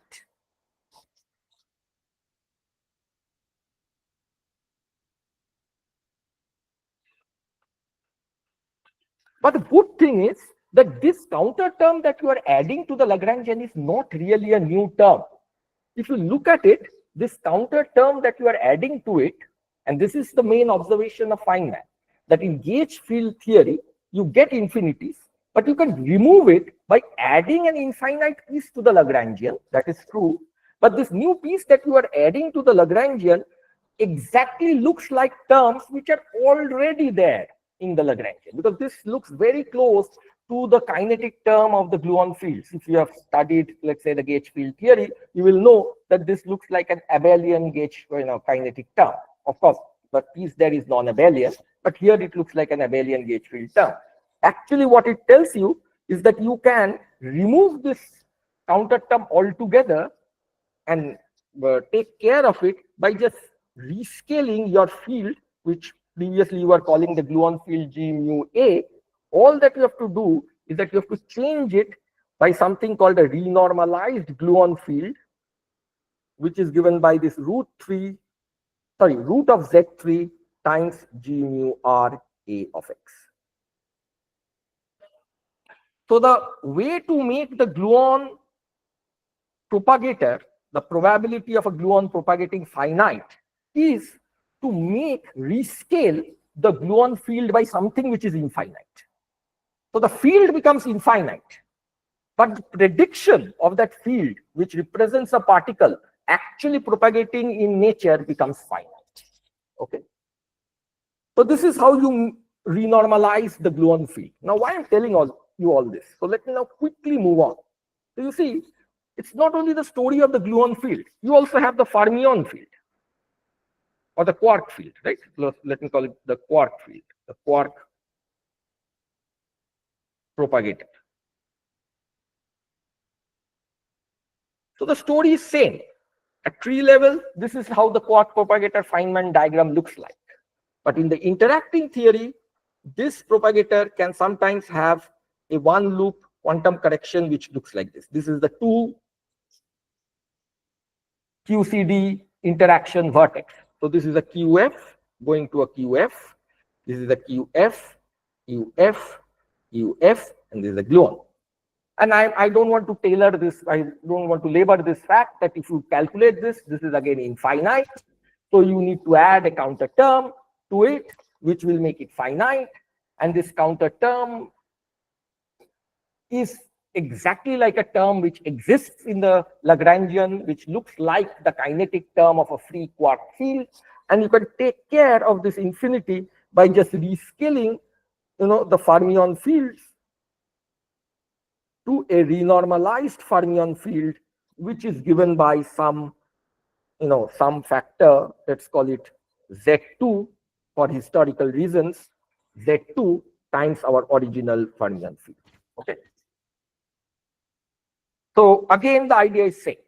There is a quark propagator. It so happens that in the interacting theory, the probability of a quark propagating becomes infinite. How to take care of it? You rescale the field with a coefficient which is infinite. So remember, this is infinite. But in the renormalized theory, the propagator becomes finite.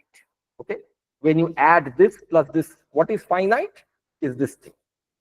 This plus this plus this entire thing is finite. Okay. So similarly, you have the third thing, which is the interaction vertex.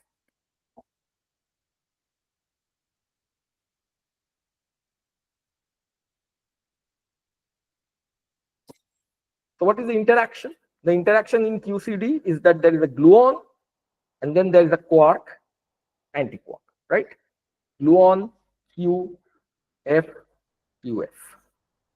So in the interacting theory, this thing will also have a one loop correction. This is how it looks like. Because here you add two QQ gluon correction. So this is a gluon, this is a gluon, this is a Q, this is a Q, this is a Q, this is a Q. All same flavor. Flavor never changes in these interactions. So it so happens again, if you calculate this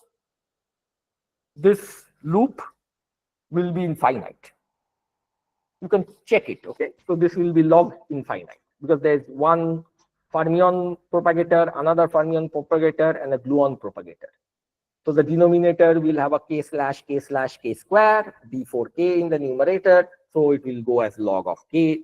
And therefore, as you take k to infinity, it will go as log infinity. So again, the idea is same. You have to add a counter term. So let me actually write down the counter term that you need to add over here. This is called Z1 minus 1. That Z1 is again infinite. And this, the counter term that you need to add over here exactly looks like the interaction term in the original Lagrangian.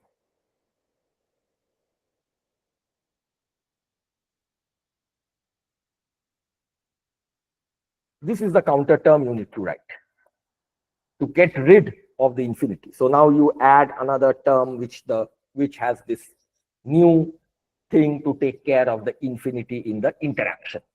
Okay. So you see the total interaction, the QCD renormalized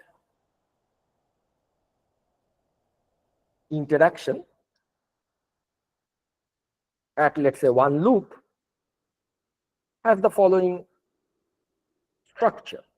It of course has the original interaction, which comes, if you just write down that interaction vertex from our original Lagrangian, if you just, write out the original interaction Lagrange, the QCD Lagrangian and pick up the term which has the interaction of the gluon with the quarks, it looks like this. But to that, you have to add this Z1 minus 1, the counter term, which is this one.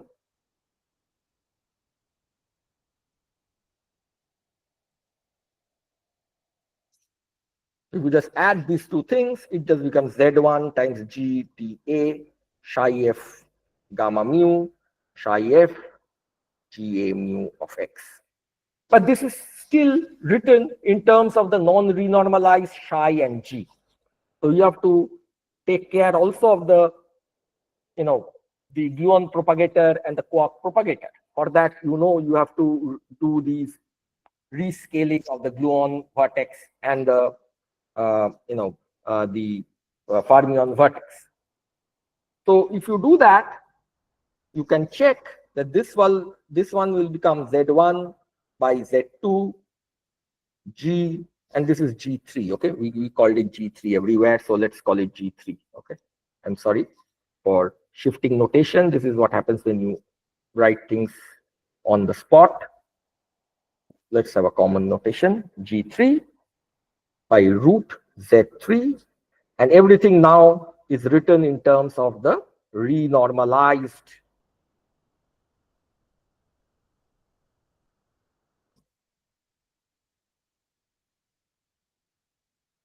fields. So now in this case, because it is written in terms of all the renormalized fields, that all the other propagators and everything is finite. But the coupling which was sitting in front of it is now given by this expression. In place of just being G3, that over here, it is now given by Z1 by Z2 into G3 by root Z3. Now, again, because I lack of time and then because I cannot show you these things, you have to just believe me that there is something called a word identity, which follows from the gauge invariance.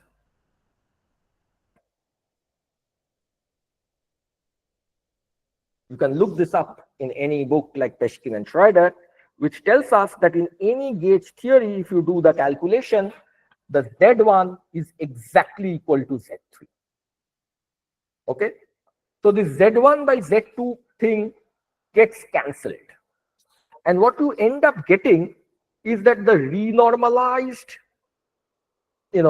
coupling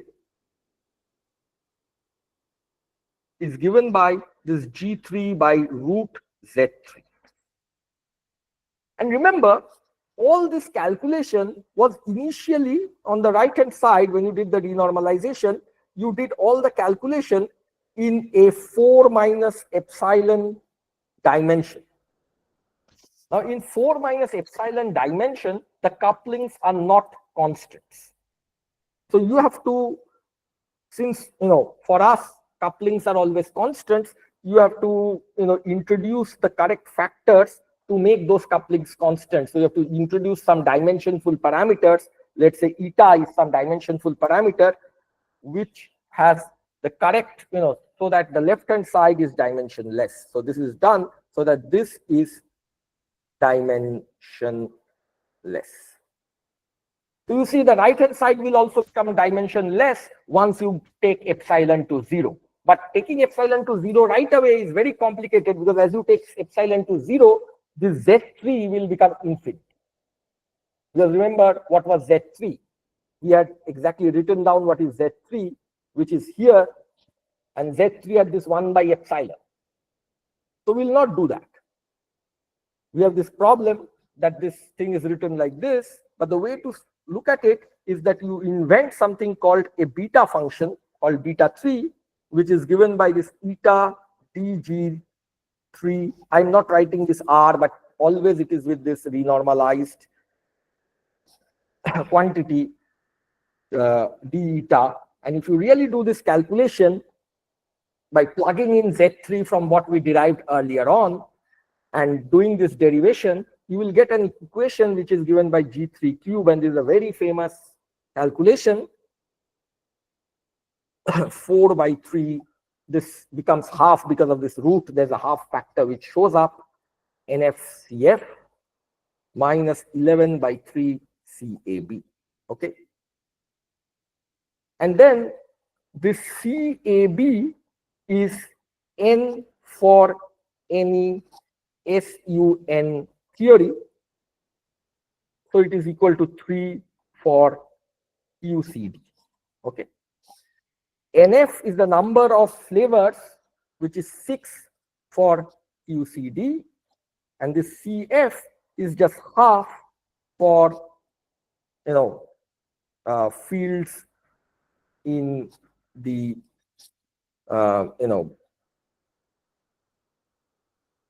okay, let's just say it is half. Okay, I don't want to talk about representation theory. It is CF is half for QCD. So if you plug in all of these things, you get this famous result that beta function 3, which is given by eta dg3r d eta, comes out to be minus 7 g3 cube by 16 pi square. And this number, especially this sign, is very, very, very important. Okay. It tells you that how the QCD coupling changes as you change the energy in which you are probing QCD in an experiment. Okay. The QCD coupling, like any coupling, is not a constant. It undergoes quantum corrections, because in a quantum theory, as you change the energy scale, the vacuum around it gets polarized, and therefore you are unable to actually probe the bare charge of the object that you are looking at. You only probe the net effective charge of the of the object and its surrounding vacuum, which is now a quantum object. Okay, so you always probe something that depends on the energy of your probe. And in QCD, the way this coupling depends on the probe, the energy of the probe is given by this relationship, and the coefficient has this negative sign. Okay. So if we actually again go ahead and try to plot it,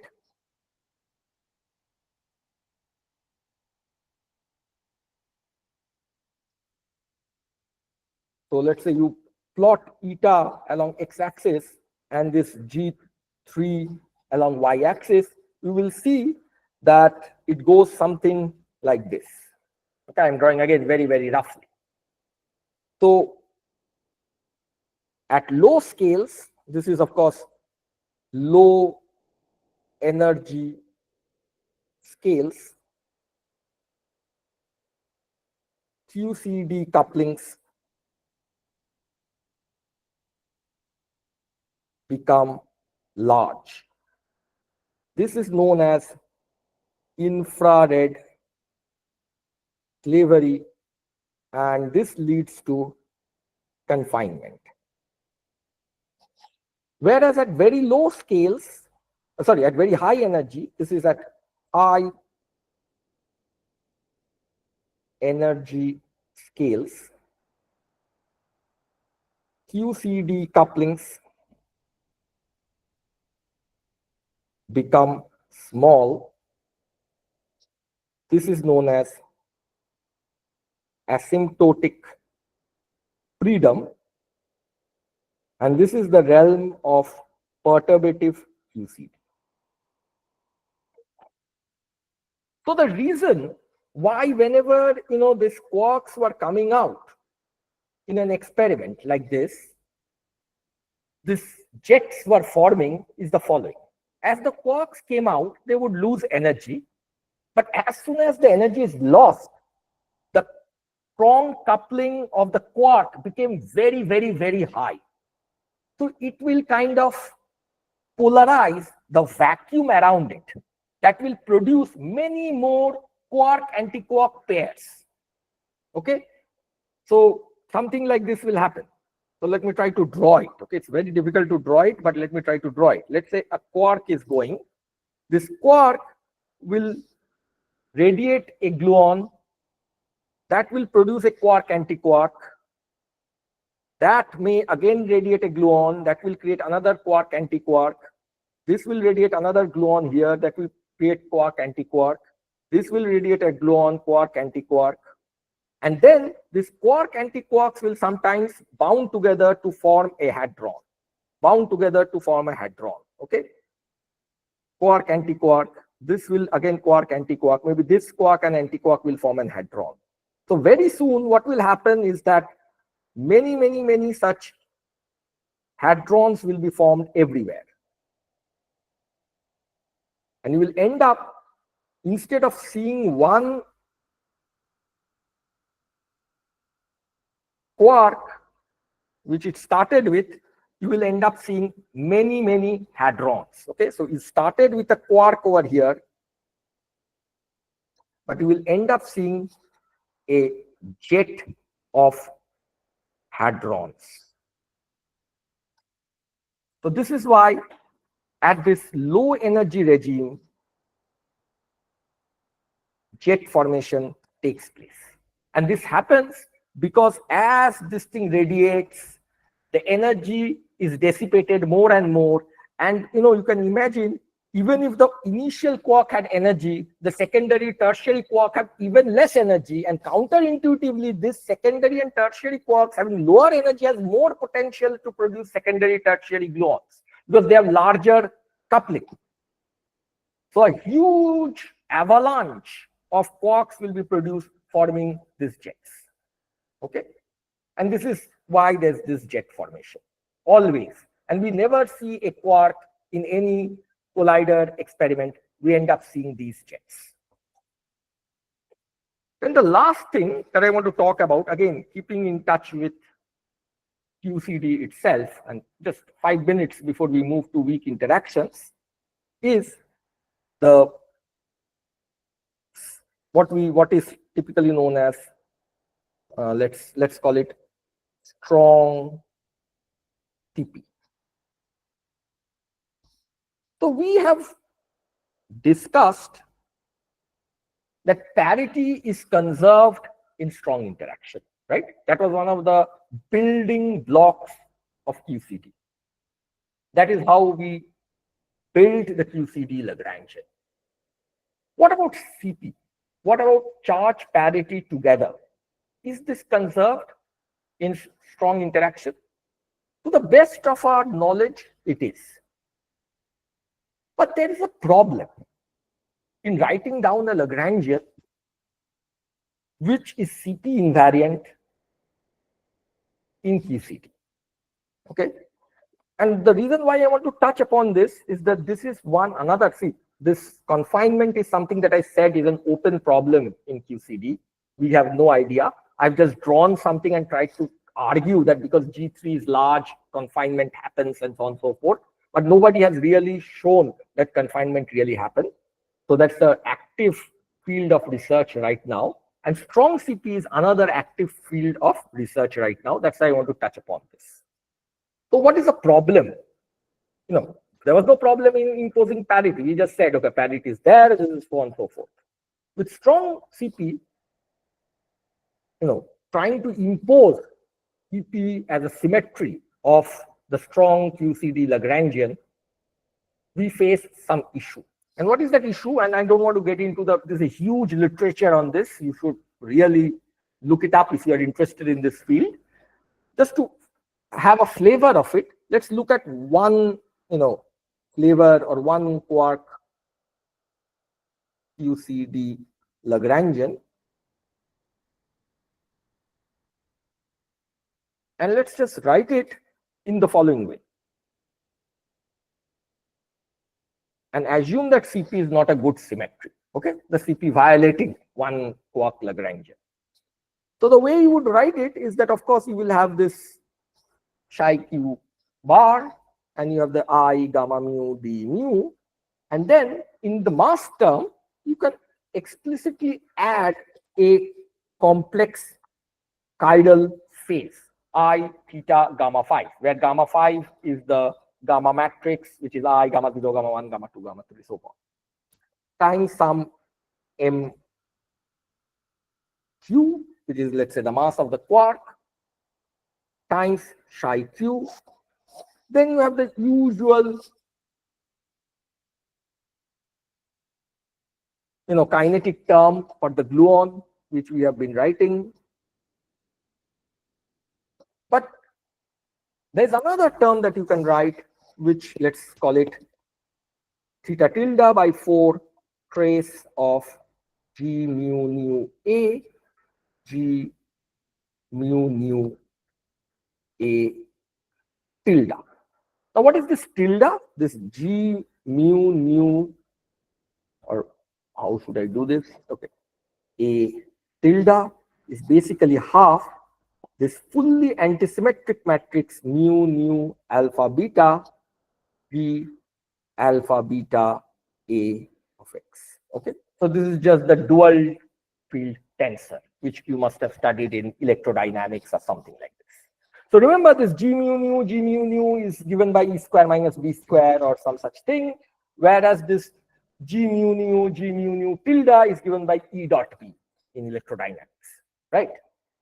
So if you remember, this E square minus B square is CP conserving, but E dot B is CP violating, right? So what you end up having are two new things that I've added to your QCD Lagrangian. One is this one, which violates CP, and another one is this term, which also violates CP. So you have two things which violates CP, and which you can, if you do not impose CP by hand, you can write down, or maybe you should write down, unless you have some experimental input that you cannot violate CP. You would technically, from a theoretical point of view, write these things down. Now, what is the problem? If even if experiments tells you that there is no CP, these things are theoretically consistent, you should be able to write down and then explain why in experiment CP is not appearing. So the way to do that, you write down the most general thing that you can, like this one, and then try to explain why this CP violating things should go away, which means why this phase should not appear there, and why this theta delta should go to 0. So theta and theta delta should go to 0. You should be able to show that. So the way you do this is that you do a chiral transformation.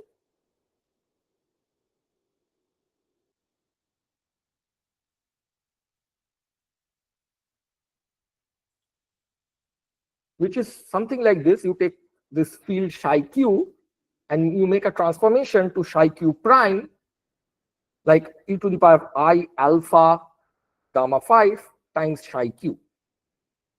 you make this kind of a transformation. Okay, and you can show, and this you can do it on your own. You should try, to check that if you make this kind of a chiral transformation, you should be able to show that this phase that is there in the mass term, this theta, becomes theta prime, which is theta minus alpha. Okay, so you can, select alpha to be theta and get rid of this phase in the mass, and then that CP violating thing in the mass term just goes away. Very good, no problem. So one of the CP phases have disappeared. However, the problem is that this chiral transformation has a very weird thing, that it does not, while it does not live the measure of the partition function invariant. Okay, again, if you do not follow these things, or if you have not heard of it, don't worry. It so happens that this chiral transformation does not, okay,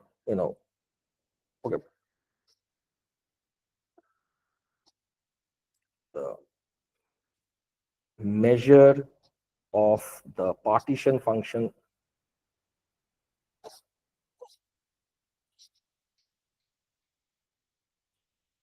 invariant, because it so happens that chiral symmetry is an anomalous symmetry, which means even if you make chiral symmetry a symmetry of your Lagrangian, it can never be a symmetry of your full quantum theory. Okay, so it's a classical symmetry but not a quantum symmetry. These kind of symmetries are called anomalous symmetry, and chiral symmetry is one such symmetry. And what it means, that under that transformation that I've written, the Lagrangian also transforms, and it becomes this Lagrangian minus alpha by 4 trace of g mu nu alpha d mu nu tilde, which basically means that under the transformation, this theta tilde goes to theta tilde prime, theta tilde plus alpha. So if you see, what I'm trying to tell you is that in this Lagrangian, you had two CP violating terms. If you try to get rid of one of them, the other one becomes, you basically add to the other one. It is impossible to simultaneously get rid of both of them. So if you have this chiral phase in the mass term, you try to get rid of it, it will reappear as this g tilde term in the Lagrangian. So you have to do something else to solve this problem. Either you have to say that, CP symmetry is there, and therefore these things, both theta and theta tilde, has to be 0 by some fine tuning. It has to be just 0 by hand, or you have to do something else to make this thing 0. And it so happens that experiments tells us that indeed CP is preserved in strong interactions. Again, when I say preserved, I mean to some experimental accuracy. And how do we know this? We know this from the measurement of the electric dipole moment of neutron, which has been found to be, around 10 to the power, or at least not found. We have never found it. It is less than 10 to the power minus 26 electron cm. Okay. So the fact that the electron dipole moment of neutron is so small tells us that CP has to be preserved in strong interaction. But the problem is that the most general theoretical Lagrangian seems to predict that there is a CP phase. Either it is there over here, or it is there over here. And theoretically, just by itself, there is no consistent way to get rid of it. If you try to get rid of it from the phase, it will reappear as g tilde. Okay. So you have to devise some new mechanism beyond the QCD Lagrangian itself, beyond the standard model, some BSM physics, so that this problem, the strong CP problem, is resolved, and you can explain that why both of these phases can be simultaneously removed, and you can explain why the electric dipole moment of neutron has never been found, and it is as small as 10 to the power, means at least smaller than 10 to the power minus 26 ECM. Okay, so this is just with that simple QCD Lagrangian we have written. This is one big lacuna in it, one opening to BSM physics, that the QCD Lagrangian has a shortcoming of what is known as the strong CP problem.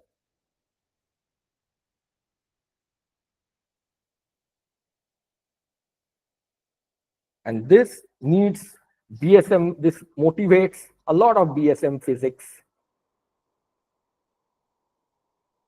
which of course is beyond the mandate of this course. Okay, maybe some of this will be discussed in any BSM part of this course. So this is all that I wanted to discuss about QCD. I have around 30 minutes, so maybe for 5 minutes, if there are any important interjection, questions, comments, criticism, I can take before I move to weak interactions.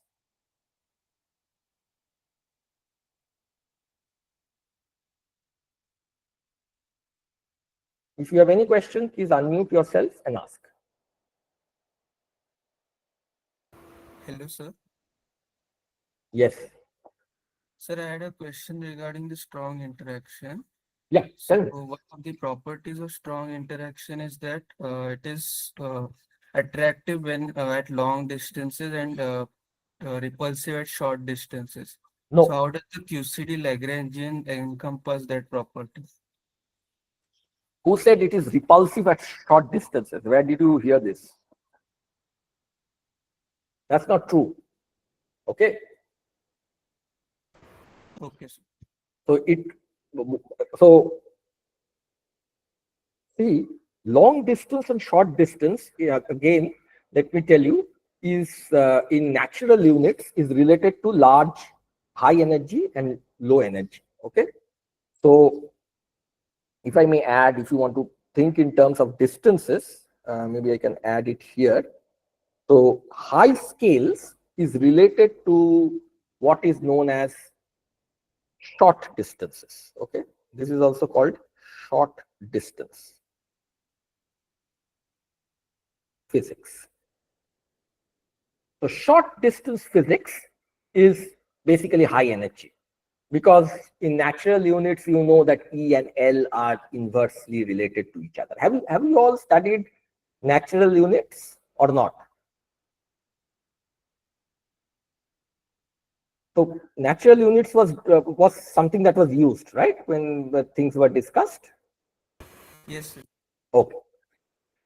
So short distance is basically higher energy. So the more shorter distances means higher energies. So at short distances, you see the QCD interaction becomes weaker. It never becomes repulsive. It becomes weaker. And at some scale, it becomes like nearly they are free particles. Which is why, if you remember, when we drew our deep inelastic collision diagram, let's go back here. You see, in the deep inelastic collision, the lines came nearly flat. So in this case, the quarks were inside the proton. So they were all, the quarks, the various 3 quarks and many gluons, they were all interacting. But at high energies, when the electron was coming and a lot of energy was getting exchanged between the quark and the electron, those quarks were behaving like nearly free particles, because that quark was not at all interacting with the rest of the protons, with rest of the quarks in the protons. Okay, so as if they were like one quark interacting with one electron, and that's why the interaction was independent of this Q. It was like a point-point interaction, like a billiard ball. Okay, so that is the behavior at short distances or high energy. Now let me try. Yeah, and then at large distances, large distance means low energy.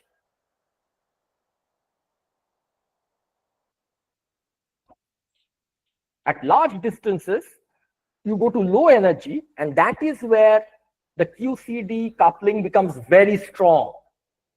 So as you go to large distances, the QCD coupling or at low energy, the coupling becomes very strong, and lot of gluons are gluon can also excite gluon, right? Because in this diagram I've only drawn gluon giving quarks, but gluon can also produce more gluons because there's gluon-gluon self interaction.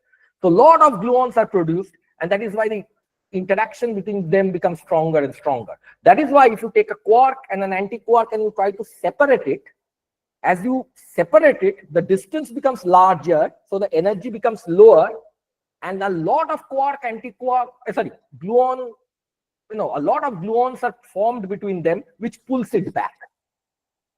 And actually this is what led Veneziano to come up with what are known as gluon strings.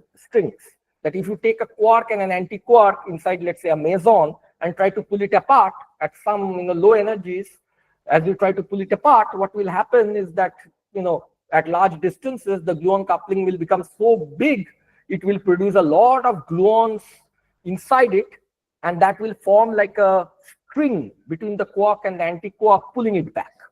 And this is one of the ideas of how confinement works, though nobody has really solved the problem analytically.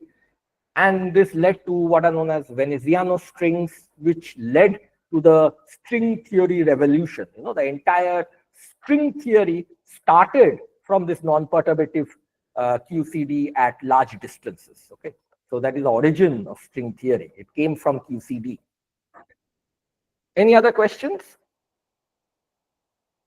Okay, so I have only 20 minutes, so I will just very quickly discuss about the introduction to weak interactions. So I'm really going very late, so maybe we'll not finish much, only maybe introduce weak interactions tomorrow, and we have to stop there.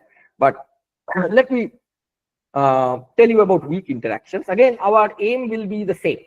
Just let me remind you the way we work with strong interactions. We have to identify the particles that participate in weak interactions. We have to identify the properties of those particles and those interactions, and the representation under the Poincare group. Once you have done that, you can then write down the free theory of those particles, identify what are the global symmetries of that free theory, and immediately you will know what is the gauge theory. So we'll follow the same thing with the focus on the experimental basis of identifying the particles and the properties. Okay, and then in the end, once you have write down the gauge theory, we need to have predictions which have to be again verified by experiments. Experiment is king in physics. So weak interactions. So why do we have weak interactions? You see, all those mesons and hadrons that we are talking about typically have a very small lifetime. For example, if you think about the Jeff Shy lifetime is of the order of 10 to the power minus 21 seconds. And this is like the typical lifetime of most mesons and hadrons.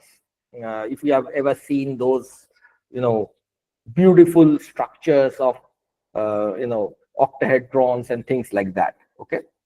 So all of those things have this kind of 10 to the power 23, 10 to the power minus 23 seconds or so lifetime.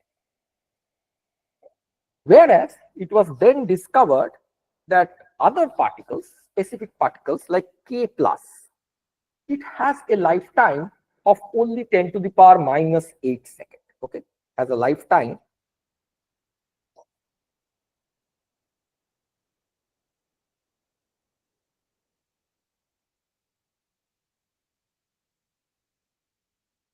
or even more dramatic is that if you take a neutron and you keep it in free space, it has a lifetime. Of course, within a nucleus, a neutron is stable, but in free space, it has a lifetime of 880 seconds. So you see, there's a huge orders of magnitude difference between the lifetime of typical hadrons and mesons and these things. So if you want to, if you think about it, that typical lifetime depends on 1 by the coupling to the power of 4. Okay, so this is typically how mostly lifetime goes. Then it is clear that if you want to describe this by something like a strong interaction, this cannot be described by the same interaction. And that was the advent of what is known as weak interaction. And you can actually, even just by comparing these lifetimes, you can immediately know what is the match of the strong interaction to weak interaction.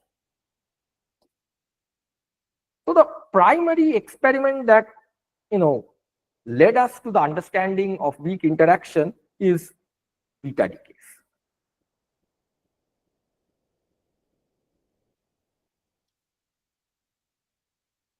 So what is a beta decay? Again, a very, very cliched typical example is, let's say, a cobalt decaying to a nickel plus an electron plus an antineutrino plus some photons. Okay, so I hope all of you know this story, that initially nobody saw the neutrino. The problem, people basically saw the decay of something like a cobalt to a nickel with an electron, and people were worried, why is that the why is that the electron spectrum not discrete? Why is there a continuous electron spectrum? And then Pauli suggested that the continuous electron spectrum in beta decay is related to the existence of this neutrino. Of course, he said he never, the neutrino name was kept by Fermi. He said that there is this massless particle, which is a spin half massless particle, which is coming out with this electron and is sharing some portion of the energy of the nuclear decay. And because the energy is getting shared between the electron and this other particle, instead of a discrete spectrum, you see this continuous spectrum. And historically, it was assumed that this neutrino is massless.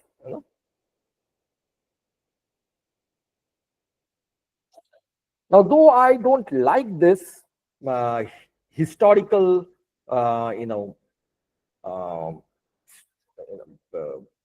baggage of assuming that the neutrino is massless, because today we know that neutrino is massless, is massive, and we have experimental evidence that neutrinos are massive.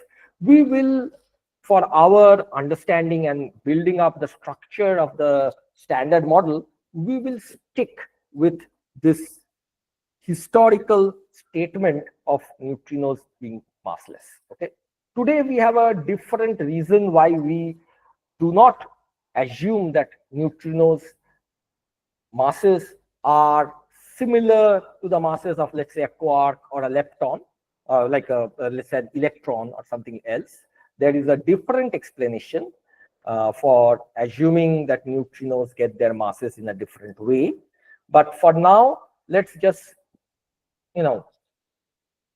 for reasons to be discussed later or maybe not discussed in this course, we will assume that these neutrinos are massless particles or massless fermions. Okay, massless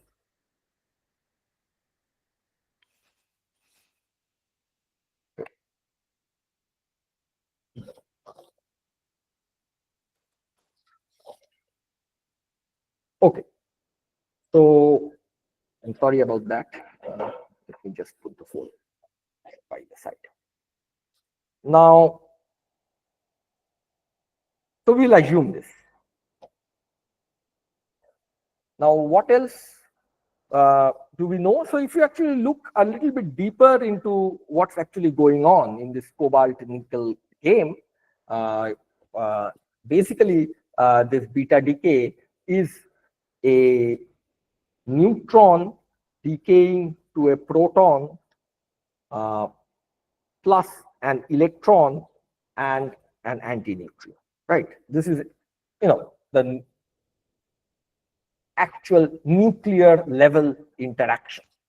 But we have already gone through the whole of QCD, so we shouldn't stop at this. We now know that if that the neutron and proton again are not fundamental particles. So at the level of fundamental particles, what this is that the neutron, of course, is a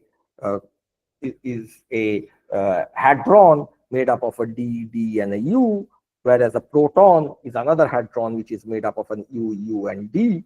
So it is very clear to see that the actual beta decay is a process, or in this context, it is a process where a D-type quark gets transformed in an U-type quark plus an E minus and an nu E bar. So this is the fundamental level beta decay process that we are looking at. So the effective interaction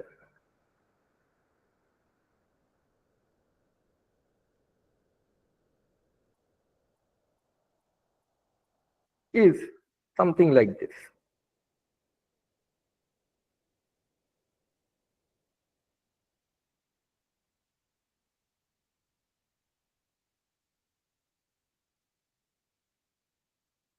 There's a D quark which is going in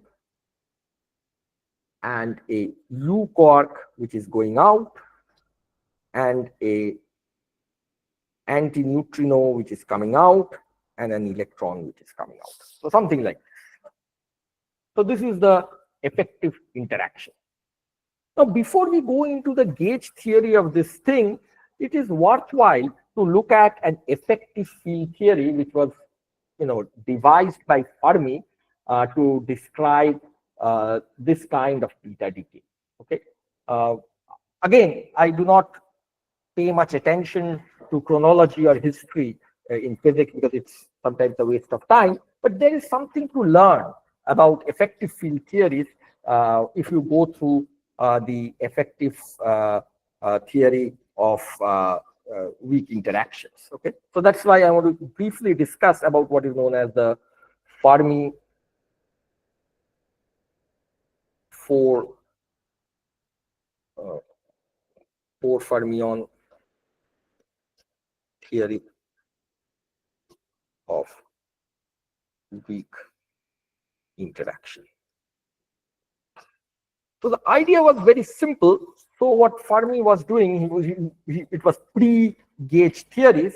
So he just looked at this interaction and he wanted to write down a Lagrangian, which would be, Lorentz invariant and have this interaction there. So you just write down what you can. So you just write down an effective Lagrangian with some coefficient. And what you can do, you can write down something like a U bar D, because you need an U and D. So U bar D, E bar mu E, something like this, because see, this is charge invariant. The total charge of this term is 0. It is Lorentz invariant because there is a fermion, there's two antifermions and two fermions, so to speak, and everything looks good.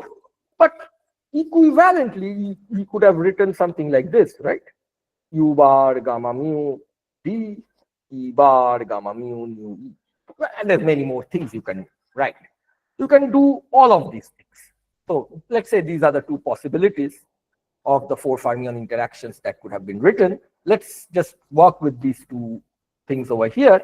And if you actually go ahead and calculate it, as to what would be the cross section for such a beta decay process. So in the context of this scalar interaction, this U bar D, E bar mu E, and I leave it to you to try to do the Feynman rule and calculate this. You should do this. It's a very interesting exercise. It comes out to be something like this: mu square, md square, e square, and here it comes out to 1 minus cos of theta, the angle between E and mu E. Okay, and if you try to do the same thing over here, it comes out to be same mu square, md square, e square, but 1 plus cos of theta e mu E. So you see, in one case, it is, this is, the process is peaked when E and mu E is in opposite direction, right? And in this case, peaked when E and mu E is collinear, when they are moving in the same direction. Again, experimentally it was found that this is more correct and this is not correct. Because in the experiment of beta decay, most of the time the neutrinos move in the direction of the electron.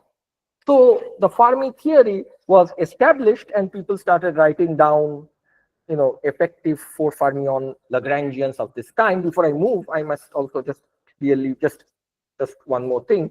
For historical reason, people usually put a √2 over here.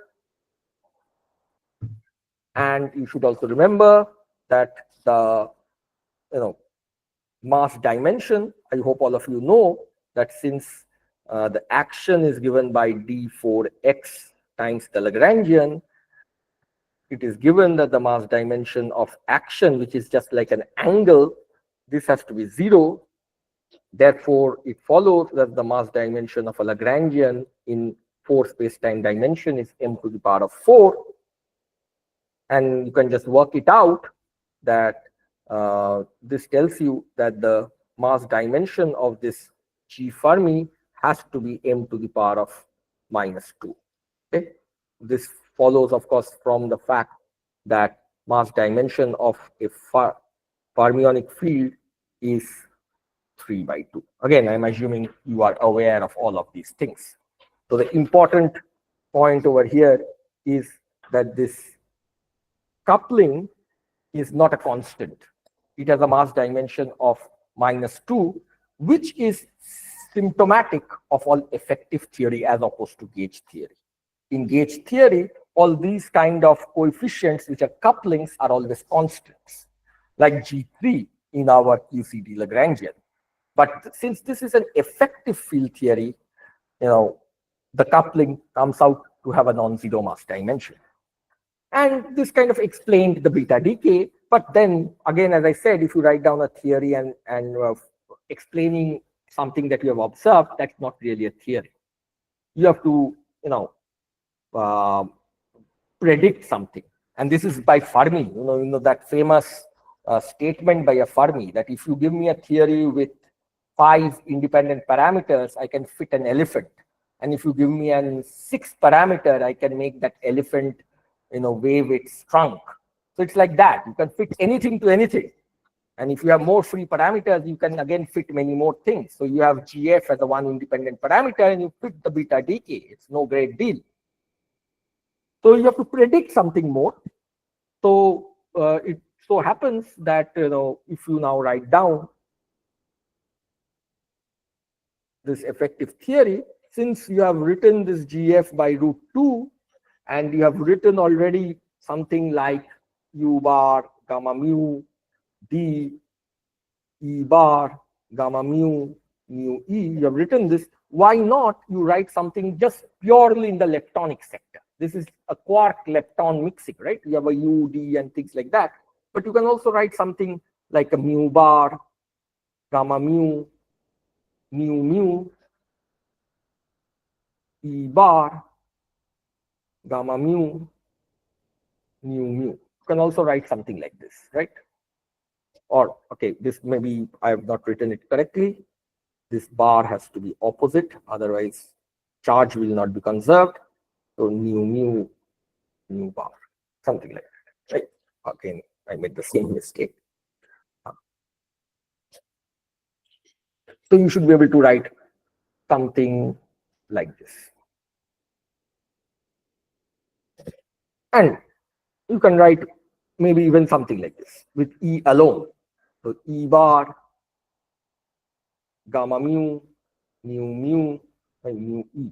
So this is, I am being very sloppy. These are E,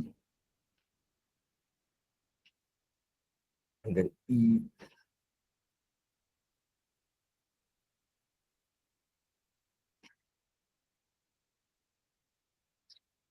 and then you can write all possible 4 fermion interactions. The good thing was that in these 4 fermion interactions, you have this new term with the muon, which predicted a process like this. There will be a muon going in, and then in this interaction, what will happen is that a muon neutrino will come out, an electron will come out. So this is a muon minus and electron minus, and an an electron anti-neutrino will come out. So this is basically what is known as muon decay.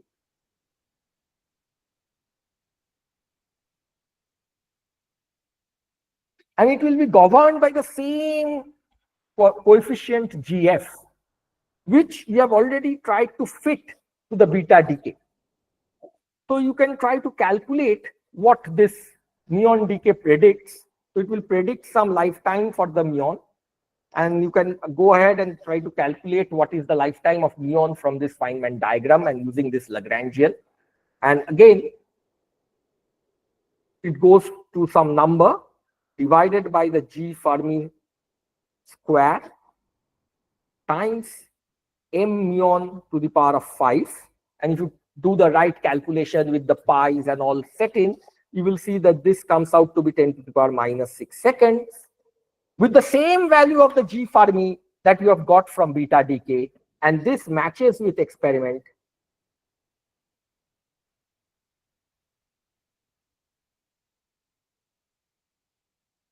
And therefore, that gives you a validity of this Fermi theory of weak interaction. So why I'm telling you this thing? This is some historical stuff, because the Fermi theory is not a gauge interaction, and it was ultimately proven to be wrong. But what I'm trying to tell you, that even though this is an effective field theory, this is an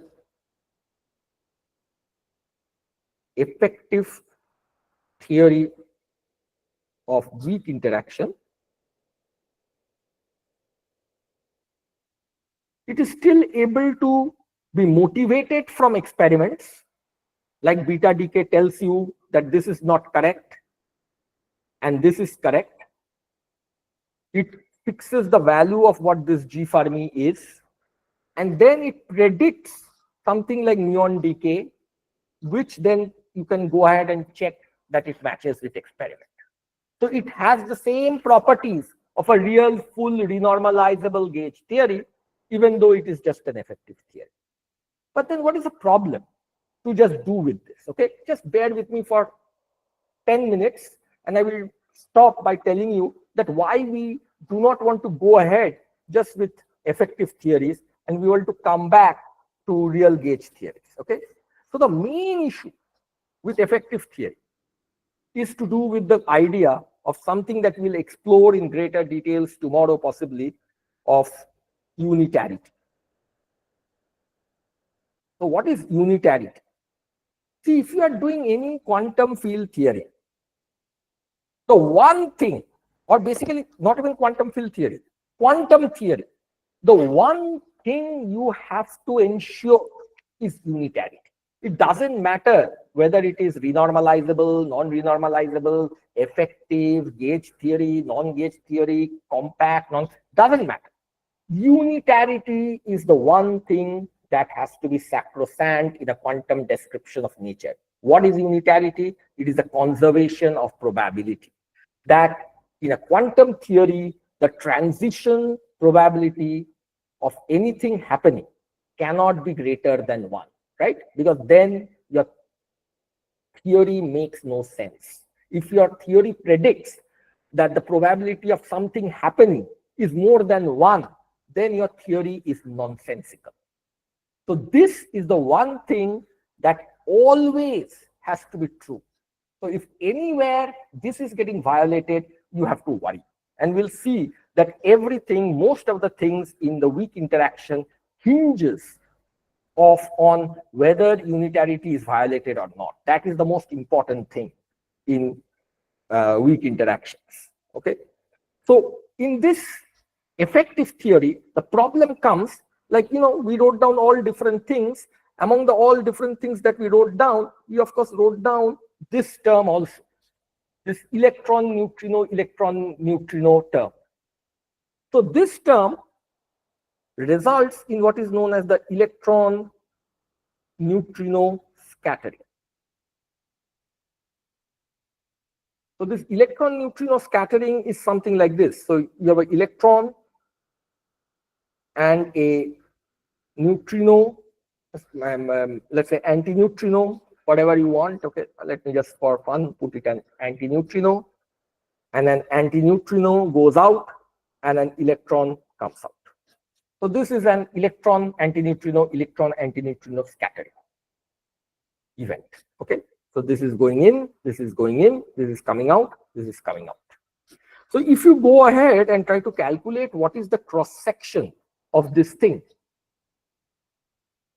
with this Lagrangian that we have written down over here, this Lagrangian with this coefficient GF by √2, you will see that this at very high energies, okay, at low end where the masses of the electron and the neutrinos becomes irrelevant, becomes something like GF square by pi times S, where what is S?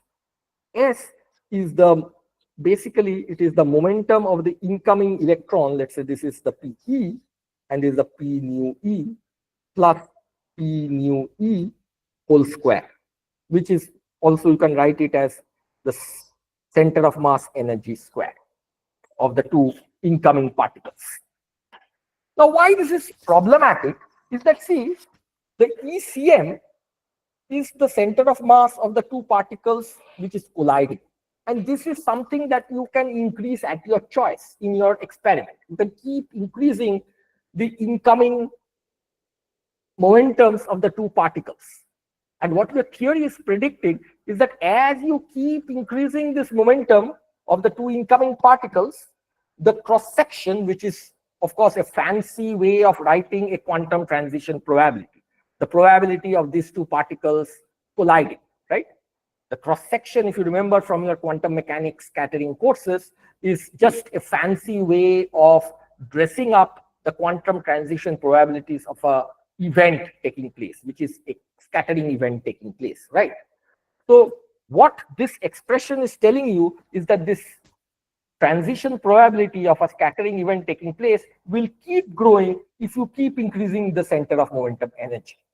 So sigma keeps increasing as ECM keeps increasing, and therefore at some energy, at some ECM energy, unitarity, which is basically conservation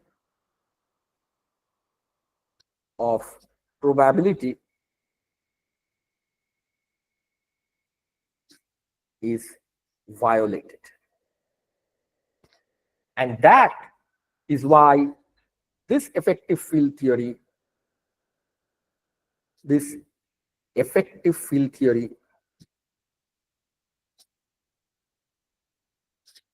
cannot explain physics at scales close to ECM where probability or I should say unitarity is violated.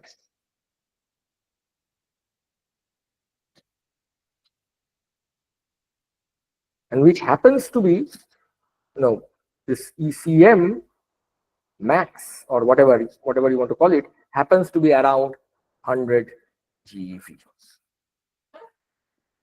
So this effective field theory is good as long as you are at a very, very, very low scale. As you approach 100 GeV or even less, 100 GeV is a very, very, very, very conservative estimate, your probability becomes more than one of events. So that's why, even though this is a very good thing, it is able to explain, fit your beta decay, not only fit the value, it is able to fit the kinematics, that why the electron and the neutrinos are moving in the same direction and not in the opposite direction, and so on and so forth. It is able to give you the right value of the muon decay, muon decay width. It is still not a good thing because it will end up violating unitarity, and it starts violating unitarity pretty early at around 100 GeV. And this is a story, the reason I repeated this, that this is a story not only of the Fermi theory of weak interaction, this is a story for all effective field theories. All effective field theories will ultimately start violating unitarity at some scale. And that is the scale of validity of any effective field theory. If you are much, much below that unitarity violating scale, probably your effective field theory describes nature at some level of accuracy. But as you approach that unitarity violating scale, you are no longer good. And that is why you have to get rid of this kind of a contact interaction, and you have to look for a gauge interaction, which will explain beta decay. Okay. And so we'll continue with this discussion tomorrow, where we'll try to build a gauge interaction of beta decay and therefore of weak interaction of fundamental particles. Okay, so let me stop here. If there are any questions, you can ask me now, or we can continue tomorrow. Please feel free to ask any questions. So questions are, any question is welcome. And even if you want to give me some feedback, if you think that what I'm teaching is too redundant, or you have heard all of these things, I have some time till tomorrow. I will not prepare anything for tomorrow's course, maybe 1 hour before the course. So then I can change it accordingly. You can let me know. Sir, I have a question. I have not been exposed to renormalization yet, Yeah. but you talked about adding counter terms to cancel out the infinities that will follow, right? When Yes. we are trying to find out the matrix elements and our transition probabilities. My question is, when we are adding counter terms, we also have to account for the interactions or the sort of diagrams that the counter terms will bring forth. And I think we have accounted for that with this cross diagram. Yes. But my main question is, when we are writing down these counter terms in the Lagrangian, are we supposed to ensure that even these counter terms are going to be respecting all the symmetries of the Lagrangian? Not only is respecting this, okay, that is the point. So it has to, but it has to be more. Okay, I didn't have time to show that this Fermi theory is not renormalizable. Okay, I had that, I thought I will discuss that, but I will not, because I don't have time, and you guys have not studied renormalizability, most of you, that's what you said. So it's not only the fact that they have to respect the symmetries of the original Lagrangian. If it is a renormalizable theory, the counter term is basically one of the existing terms in the Lagrangian, rest with a overall coefficient which is infinite. Okay, so if it is a renormalizable theory, the counter term is not a new term at all. It is already existing in the original terms of the Lagrangian. It is just rescaling it. Understood. Whereas a non-renormalizable theory, like the one that I wrote here, this Fermi theory, if we have time, sometime towards the end, maybe I will show you if you guys are interested. If you try to renormalize this theory, you will see that the infinities are such then the new terms that you need, the counter terms that you need to cancel this, you can again have counter terms. As you said, in terms of the the symmetries, you will have no problem. They will still satisfy all the symmetries. But these counter terms will be an entirely new term, and they will increase the Lagrangian. And once you increase the Lagrangian, a new kind of infinity will show up in a new kind of a diagram. And then you need more counter term to get rid of those infinities. And those new counter terms will be another kind of a term in the Lagrangian, and that will be a runaway effect. Basically, you will have an infinite terms in your Lagrangian. Not only every term will be infinite, you will have infinite terms. That is the problem about non-renormalizable theories. So effective field theories are like that. They are non-renormalizable. Whereas gauge field theories are renormalizable because the counter terms not only respect the symmetries, but they are basically existing terms just rescaled. Okay? Perfect, sir. Thank you. Any other question?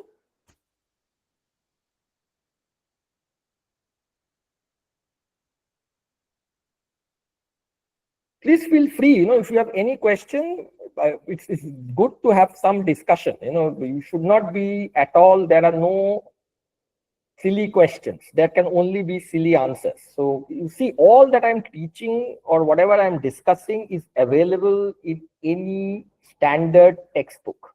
Peshkin and Schroeder is already, let's say, 2-3 levels above what I'm teaching, but it's there. Everything is there in Peshkin and Schroeder. You can look at the book by Polash Baron Pal. His book also contains all of the material that I'm discussing. Resnick and Halliday has, what am I saying? Not Resnick and Halliday. What is that old book? I have now forgotten the name of it also.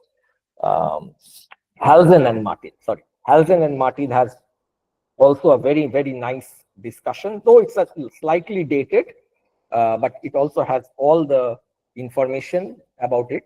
There's the Introduction to Quantum Field Theory by Schwartz, which also has all of this material and much, much more.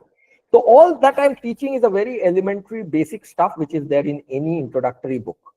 So it would be good that if you have questions and we can discuss, maybe, I can learn something from you, and maybe in this exchange, maybe we can clear some doubts instead of just having an unidirectional monologue from my end. Okay.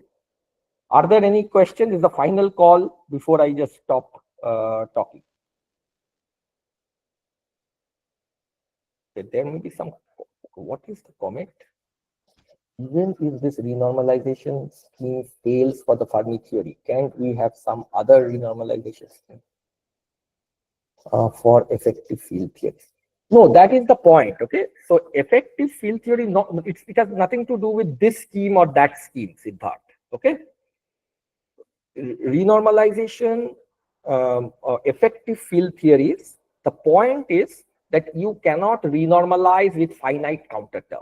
That is the definition of what these effective field theories are. That is how you differentiate between, and let's say, a UV complete theory like a gauge field theory and something that is like this Fermi theory. You cannot do away with all the infinities at a given expansion of the gauge coupling. So at one loop, you remember I did it at QCD at one loop. So you have to choose up to which loop you want to renormalize. So let's say you want to renormalize up to one loop. That is a choice. So let's say up to one loop, you could renormalize the QCD with just 3 counter terms that I discussed. One for the gauge boson propagator, one for the fermion propagator, and one for the the QCD interaction vertex. Actually, there are 2 more because there is also the self-coupling, which I did not show. A few more, but it is finite. The number of counter terms that you need are all finite. And with those finite counter terms, you can get rid of all the infinities that you can come in any diagram that you draw with QCD at one. The problem with effective field theory is that as soon you cannot get rid of all infinities at any loop with finite number of counter terms. The counter term structure is such that, let's say, at one loop for a particular diagram, you have an infinity. You want to get rid of it. You introduce a counter term that makes that particular, diagram finite, but it will make something else infinite, and this will have a runaway effect, and you will end up requiring infinite number of counter terms. Okay. Okay, so if there is no other questions, I think we should stop for today because we have discussed a lot. It's better that we maybe come back. So tomorrow again we start at 3. Is that the schedule? Yes, Professor. Right? That is the schedule. Okay. You can adjust according to your convenience. Yeah, so maybe we'll start at 3. I think Okay. that's fine. Okay. Okay. So thank you for your excellent lecture. I really appreciate taking 2 lecture back to back. It's a very tedious job, but excellent. Thank you, Professor. So Yeah. I am now disconnecting now. Okay. Okay. So participants, we have a tutorial. It was supposed to be from 6:05. But it's already late. So shall we join after 10 minutes or so, around 6:30 probably? We'll have a short session. Is that all right?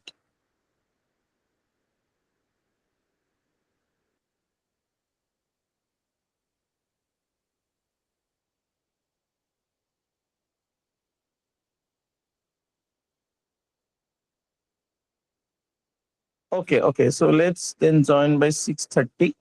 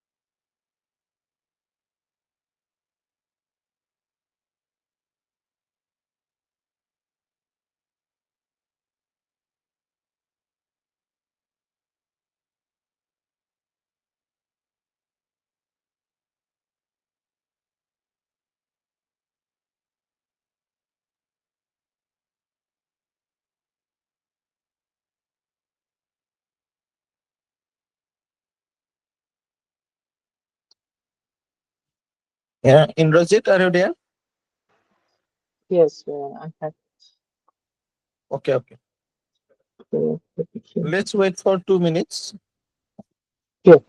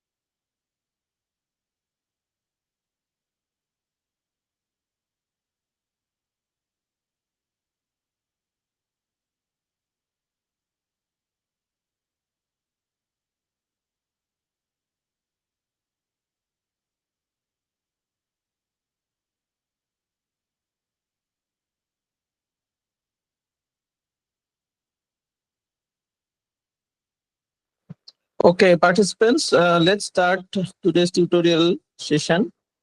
So we have with us Indrajit Saha. He is currently a senior research scholar, a final year research scholar at the Department of Physics, IIT Guwahati, doing work on primordial gravitational wave, dark matter phenomenology. So he will be discussing the problems that is given for the Professor Titra Shankar Rai's course on standard model. So Indrajit, it's over to you. Is it visible, the screen? Yes, yes, yes, yes. Yes.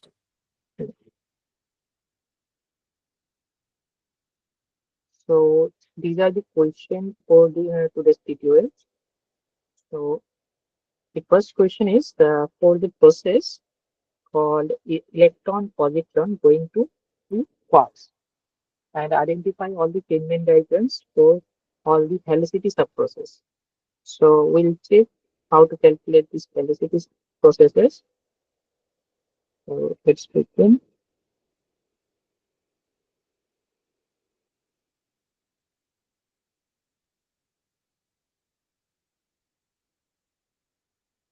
Okay.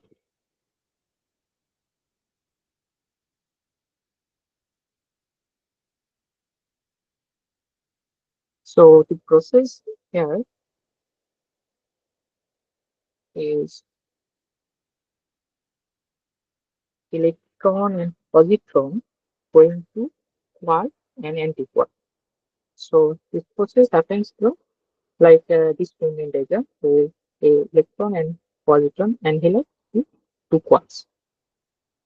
So usually we can write the amplitude for this process, electron positron annihilation, like this. So we basically write the current, this one, this current, and this part for the final product. So this is unpolarized. So all contribution are taken care together. But we'll see the defined sub-processes according to their velocity. So we know this right-handed projection operator can be write in terms of gamma matrix like this, and the left-handed projection operator can be written like 1 minus gamma by 2 this. So if the electron is right-handed, let's suppose this electron is right-handed. So if this is the right-handed, for the current, we can write the right-handed projection operator operating on U, such that it's giving the right-handed particle. That means the electron. So one thing we can do that, we can take this gamma matrix 1 plus gamma pi by 2 matrix towards the left like this,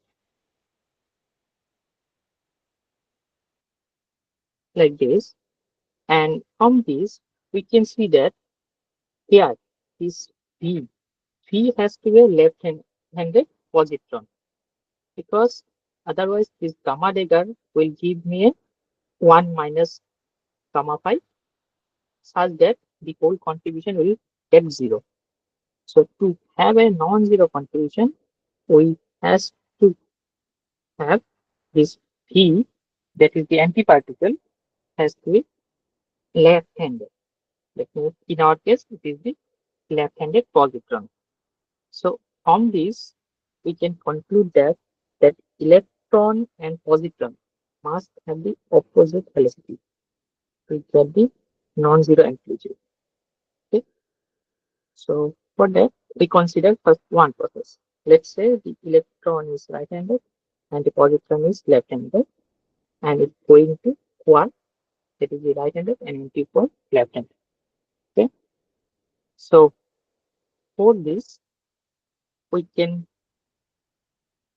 write the part of amplitude like for this electron and positron, like this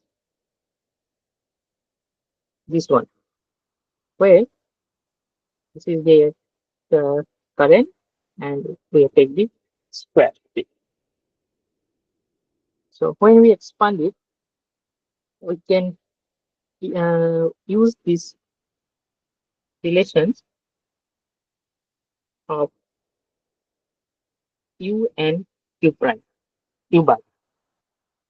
So these relations can give us this form, trace form, where this e prime, gamma mu, these are all matrices. So we can take this gamma 5 matrix across the right hand side, since it is inside a trace. So this trace, uh, we can get the form using those trace identities like this from this trace calculation. And for this another part, that is the for the quarks, we can write the current like this, where that where the anti where the quark is the or left-handed, this one.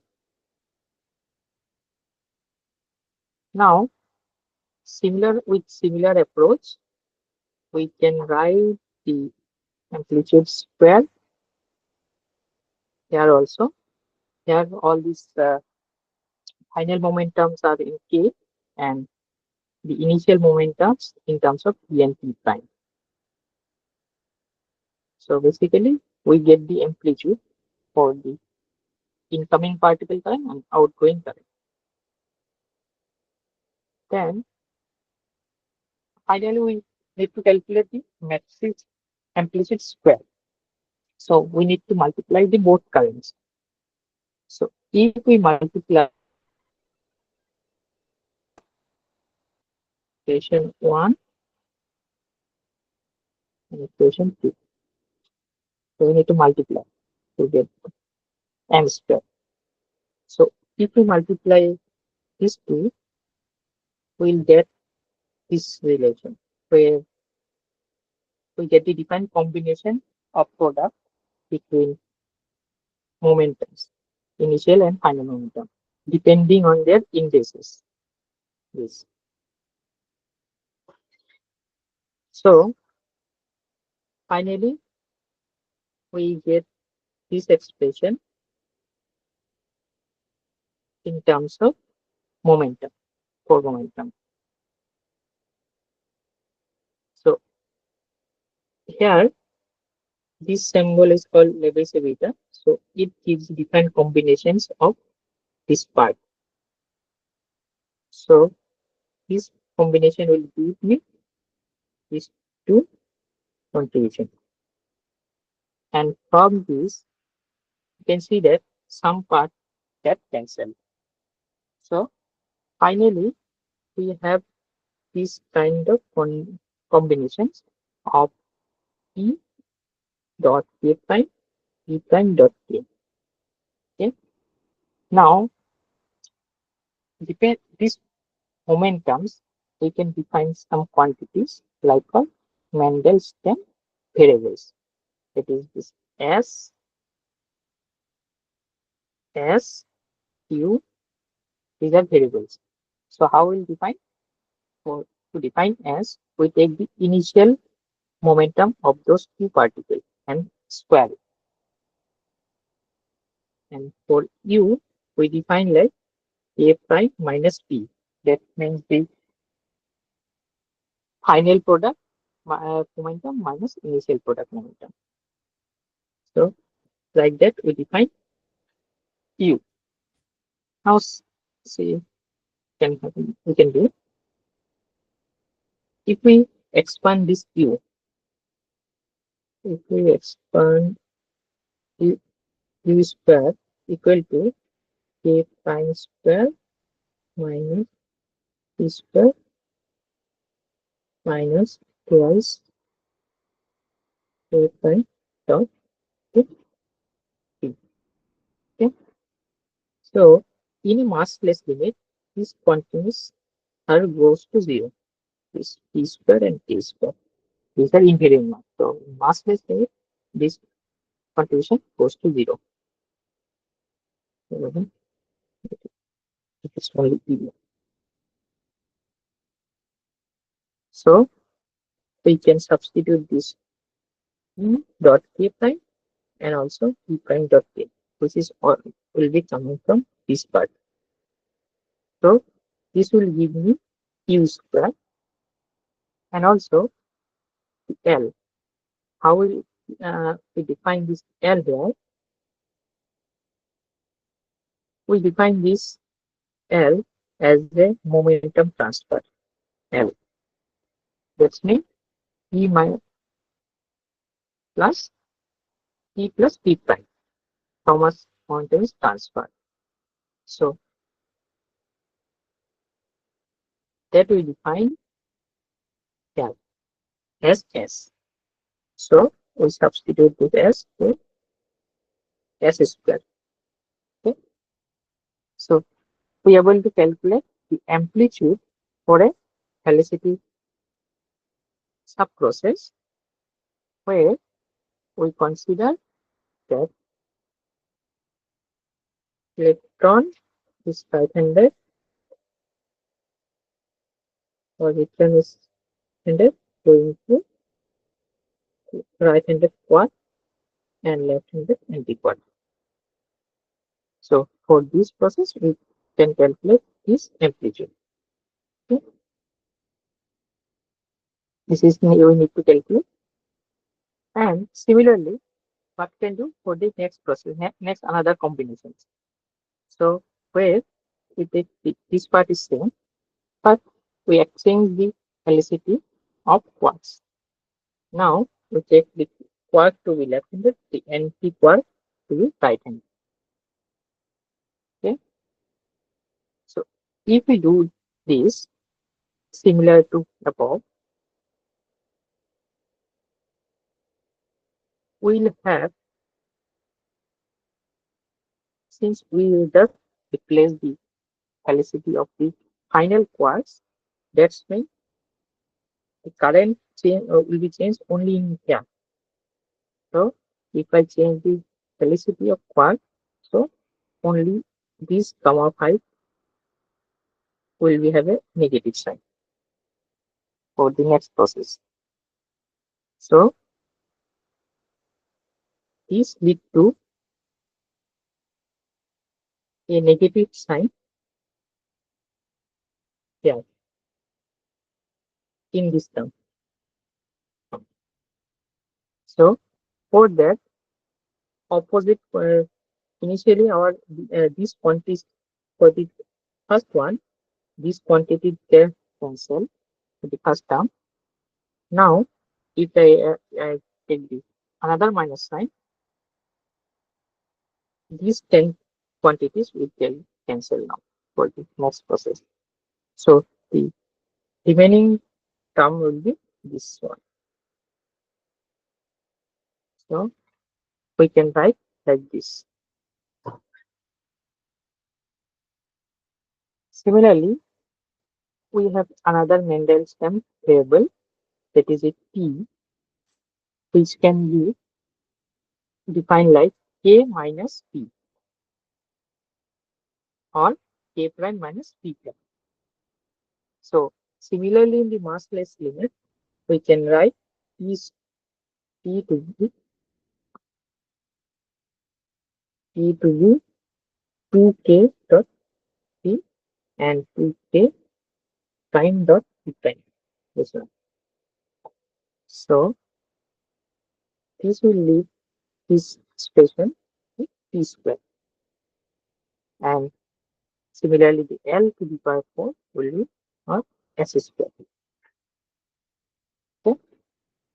So this is the amplitude we have calculated for two process.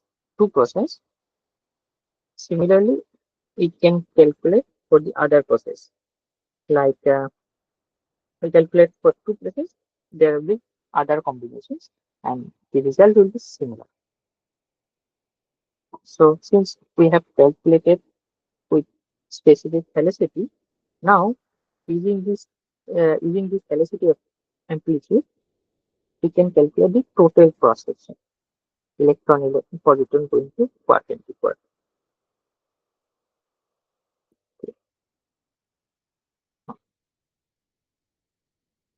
Okay. Next, after calculating this amplitude m square, we can calculate the differential cross section. And this differential cross section can be defined like this in center of mass frame, where this is the amplitude 64 pi square energy, center of mass energy. Now we now convert this expression according to our question. That is in terms of P, Mendelssohn variable. We need in terms of P. So we just substitute dt and here also dt. Okay, right hand side same. In the right hand side here you can see E square. Basically, our center of mass energy equal to root over s. Root over s. That's how we can define center of mass energy. So we substitute s. Now we need to calculate dt by d omega. So we have a relation like this where t, s, and theta are connected. So to calculate dt, from here we can calculate dt and s to be same, but cos is a variable. Next, from this we can calculate d omega by dt.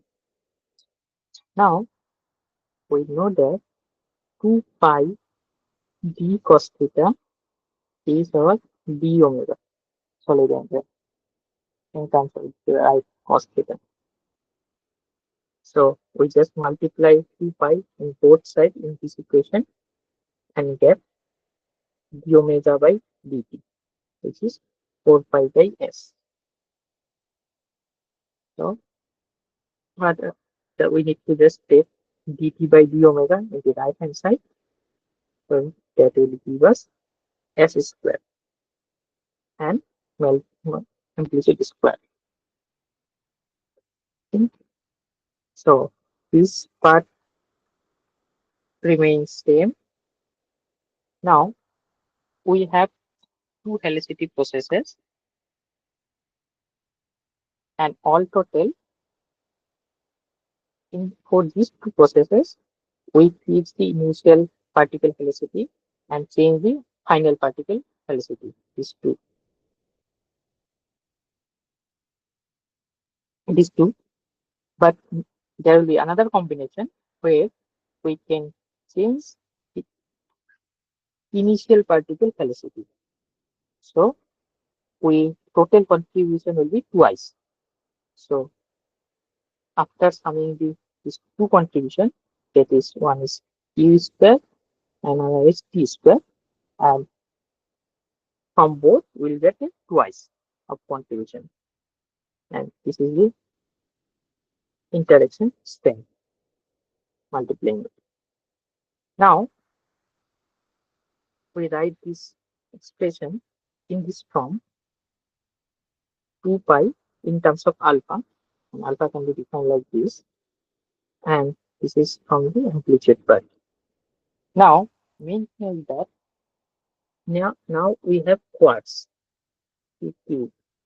So these are in QQ bars. So yeah, this Q quartz can have colors. So each quartz can have color of three colors: red, blue, green, RGB. So if this color Q quartz has a color red, and Q bar will be R bar. So there will be three combination of color, and this quartz can have different flavor. So this flavor effect will come through this quantity. Okay. So finally we are able to get this cross section for this process. Now in the next question,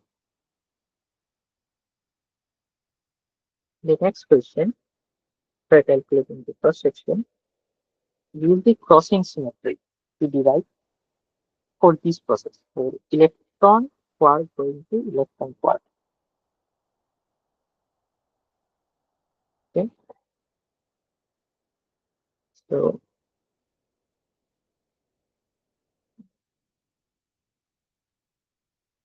this is our earlier process, electron positron going to QQ bar, and we can define the Mandelstam variable like this, depending on their momentums, initial and final.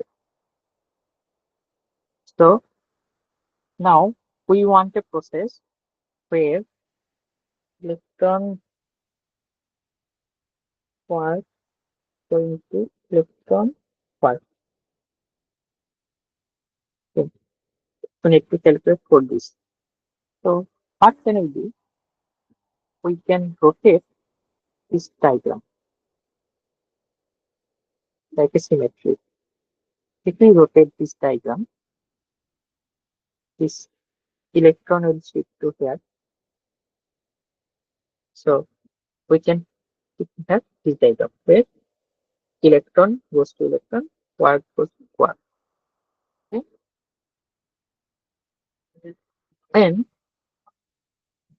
we are getting a transformation like that's means change in their momentum. So basically, K goes to P goes to K like this. P prime goes to minus P. This P prime goes to minus P.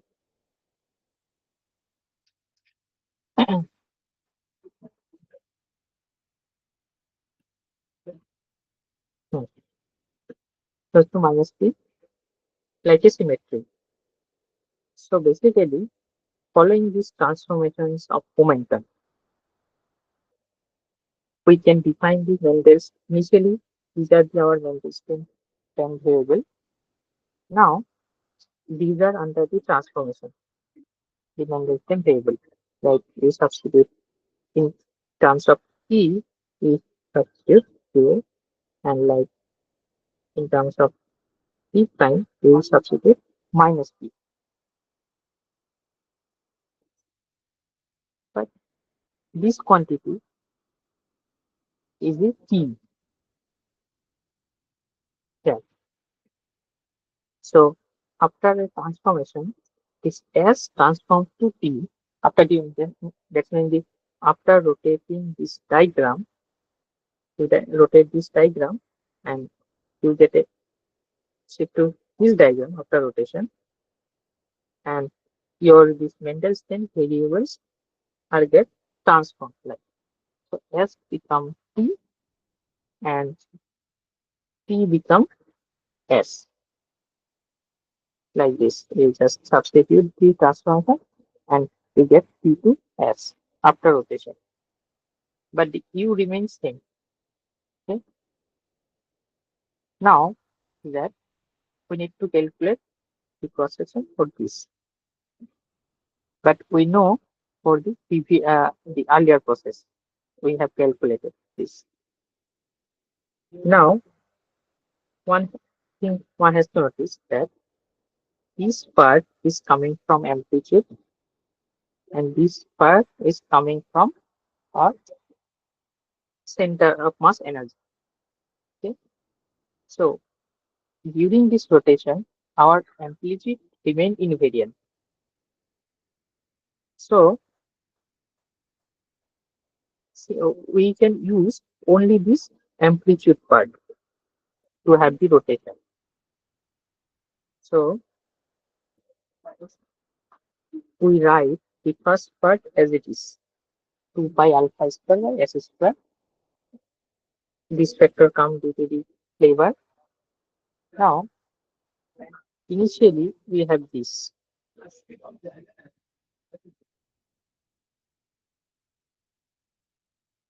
plus u square by s square initially for that process. So we basically these two processes are the rotation. So we replace this t by s and u remains same,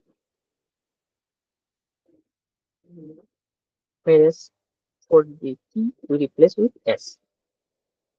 So finally we can get this electron quark going to electron quark for this process just using the symmetry operation.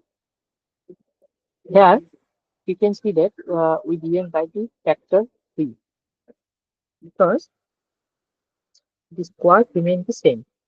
So the color of the initial and final particles are the same. So this factor are not coming here. So like that we can calculate this cross section easily by following the all method for one process, but we can also calculate from symmetry rotation and get the result from similar kind of interactions like electron positron annihilation. Okay, so that can be any questions after this.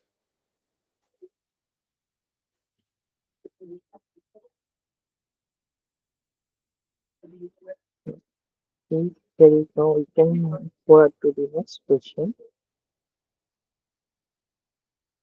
So in the next question, we have the inelastic scattering in the QCD framework that can be viewed like this, where one electron is coming and one is proton is coming, and it interact with the quarks, and we need to prove these relations for this interaction. Okay.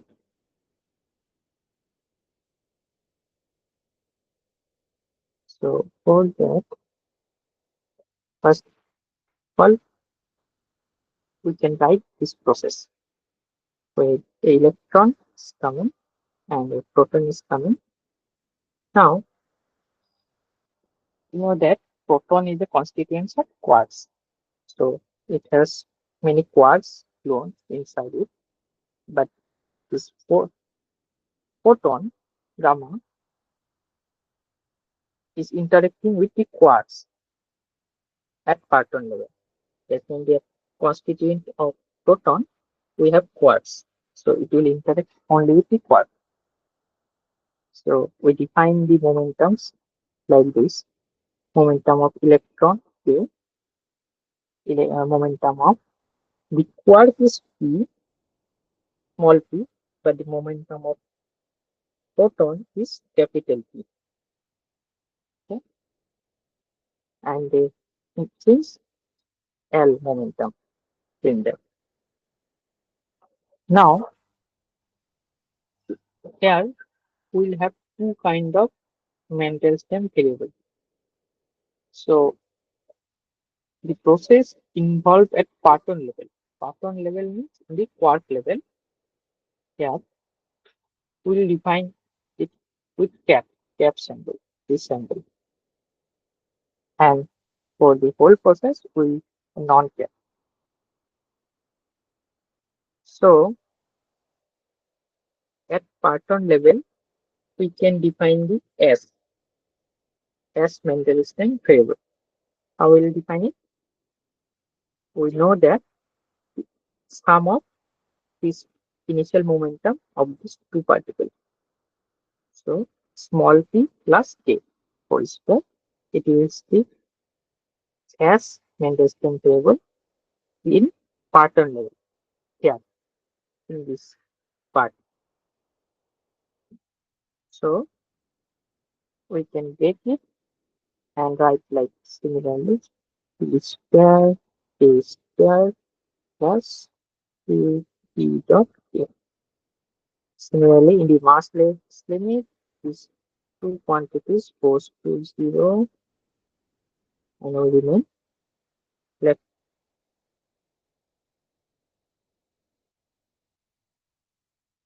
So, as defined in the question, this quark having a momentum of epsilon times capital P. So, the momentum of the quark is epsilon times capital P. So, it is like a taking a fraction of momentum of total proton from the whole proton. So we can write this small p like this, and after separating, we take out this epsilon. So now this quantity, capital P and Q, this quantity we made in understand variable for the whole diagram where the proton is coming. Okay, so we can write like this: epsilon times S, where S is for the process electron, proton going to electron and some other, maybe proton or other, like this.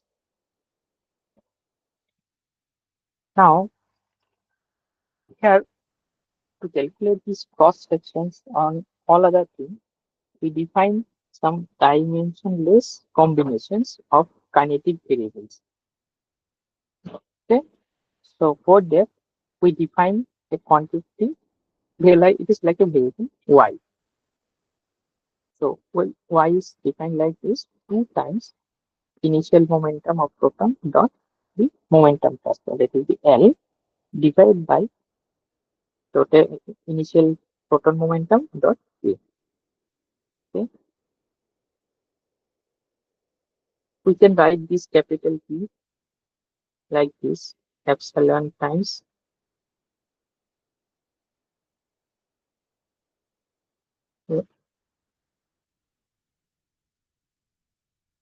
small p, not a small p, it is a capital P. Let's say what happened. So L we can define the transfer of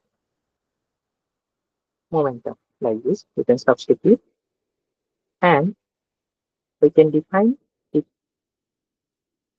this P like this. Okay. Finally, we take this part and we calculate at parton level. That this part will give you S cap and this part will be Q cap, and this is escape. Okay, so that we can calculate. Then there is another quantity x, which is defined in terms of q square by 2 p dot l, and also defined as it is equal to epsilon.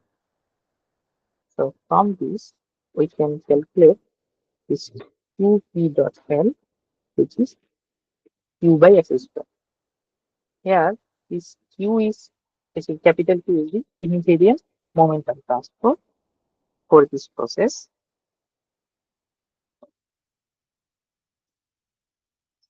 And we initially write this definition of y, then we write this part in terms of Mendelssohn variable. So then we substitute from this 2p dot l as p square by x. Okay, this relation. So this relation gives me q square equal to x, and y. Okay. Now, in the first problem, we after using the crossing symmetry, what? So using that formula, we again write this formula again, the same formula, which is defined in problem 3. Okay. Now, initially there was a one quark. Now we are taking a proton where it is interacting with a proton. So proton has, it can have quark, antiquark, gluon, many things. And we're considering this all everything to be a constituent of proton, and we call it parton.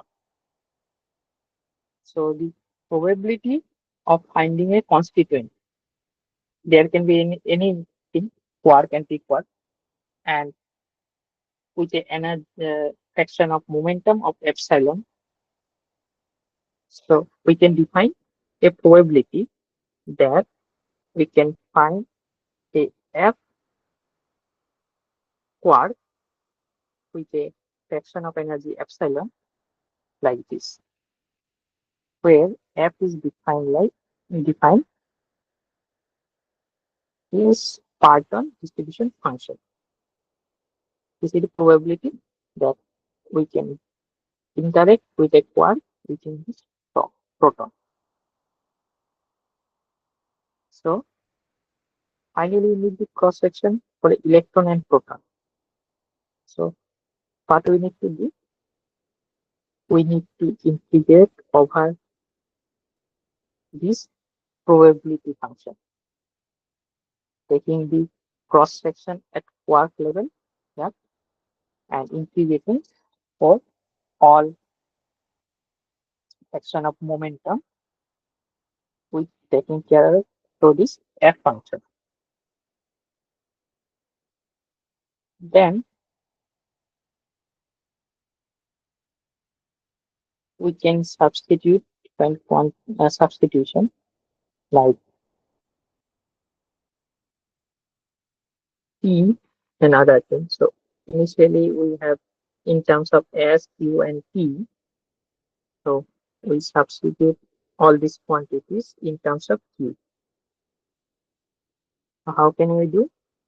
For deterministic scattering, the momentum transfer can be written like P cat equal to minus Q square, and S plus P plus U is 0 in massless limit. So other part, this all part remains same. This all part is remain same. Just you have to substitute only F C U using this two relation part. this two relation we will get in terms of q and small s. Now we are calculating this cross section in terms of some dimensional quantities x, y. So to calculate this, now we have to substitute this q square dq. So how we can do that? So we take this d epsilon in the left hand side. So d epsilon dq square can be written like this, where epsilon is basically the x. Now we write dy in the upper side and the lower side. So basically from this we get as x dx dy. So basically this is giving me dx dy, and from this part I'm getting as x using the previous formula. So basically the cross section can we calculate in terms of these invariant quantities x and y by substituting all the invariant dimension is stable. X is basically epsilon, and y like this.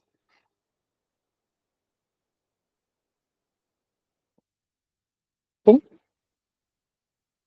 this is the thing. So any question?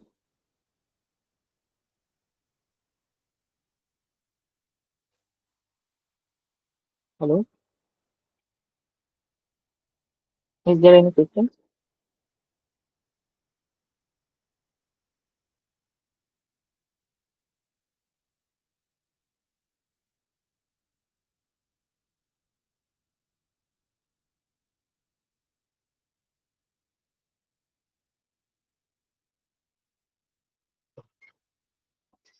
Hello,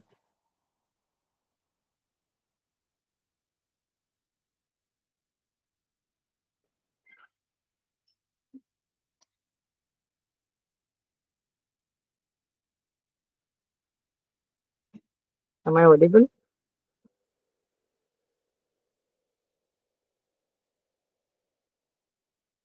Hello. Okay. So done with these two questions that I have discussed. These are the two tutorial questions for today's video. So here you can see the equation we have derived, and the thing I have defined as f can be write like this. This is called form factor f2. So it is basically taking care the interactions with a quark. How much interaction is happening with a quark? Because inside the proton, there is a quark, anti-quark, everything is there, and it can be for different flavor too. So that's why we are having a form factor. But if you remember these interactions with a like electron going with muon, suppose muon, electron scattering, there we will not get such kind of form factor because those are point-like particles.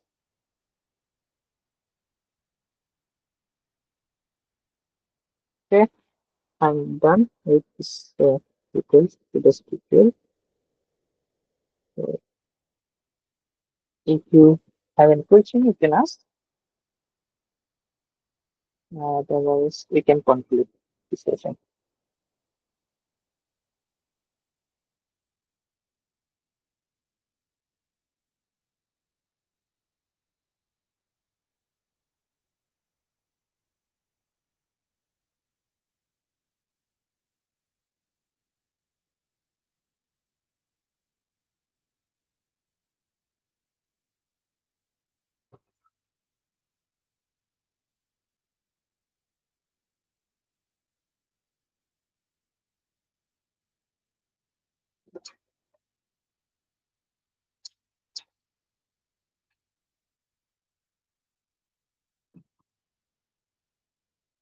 Thank you. If there is no question, we can stop the session now. Thank you for listening.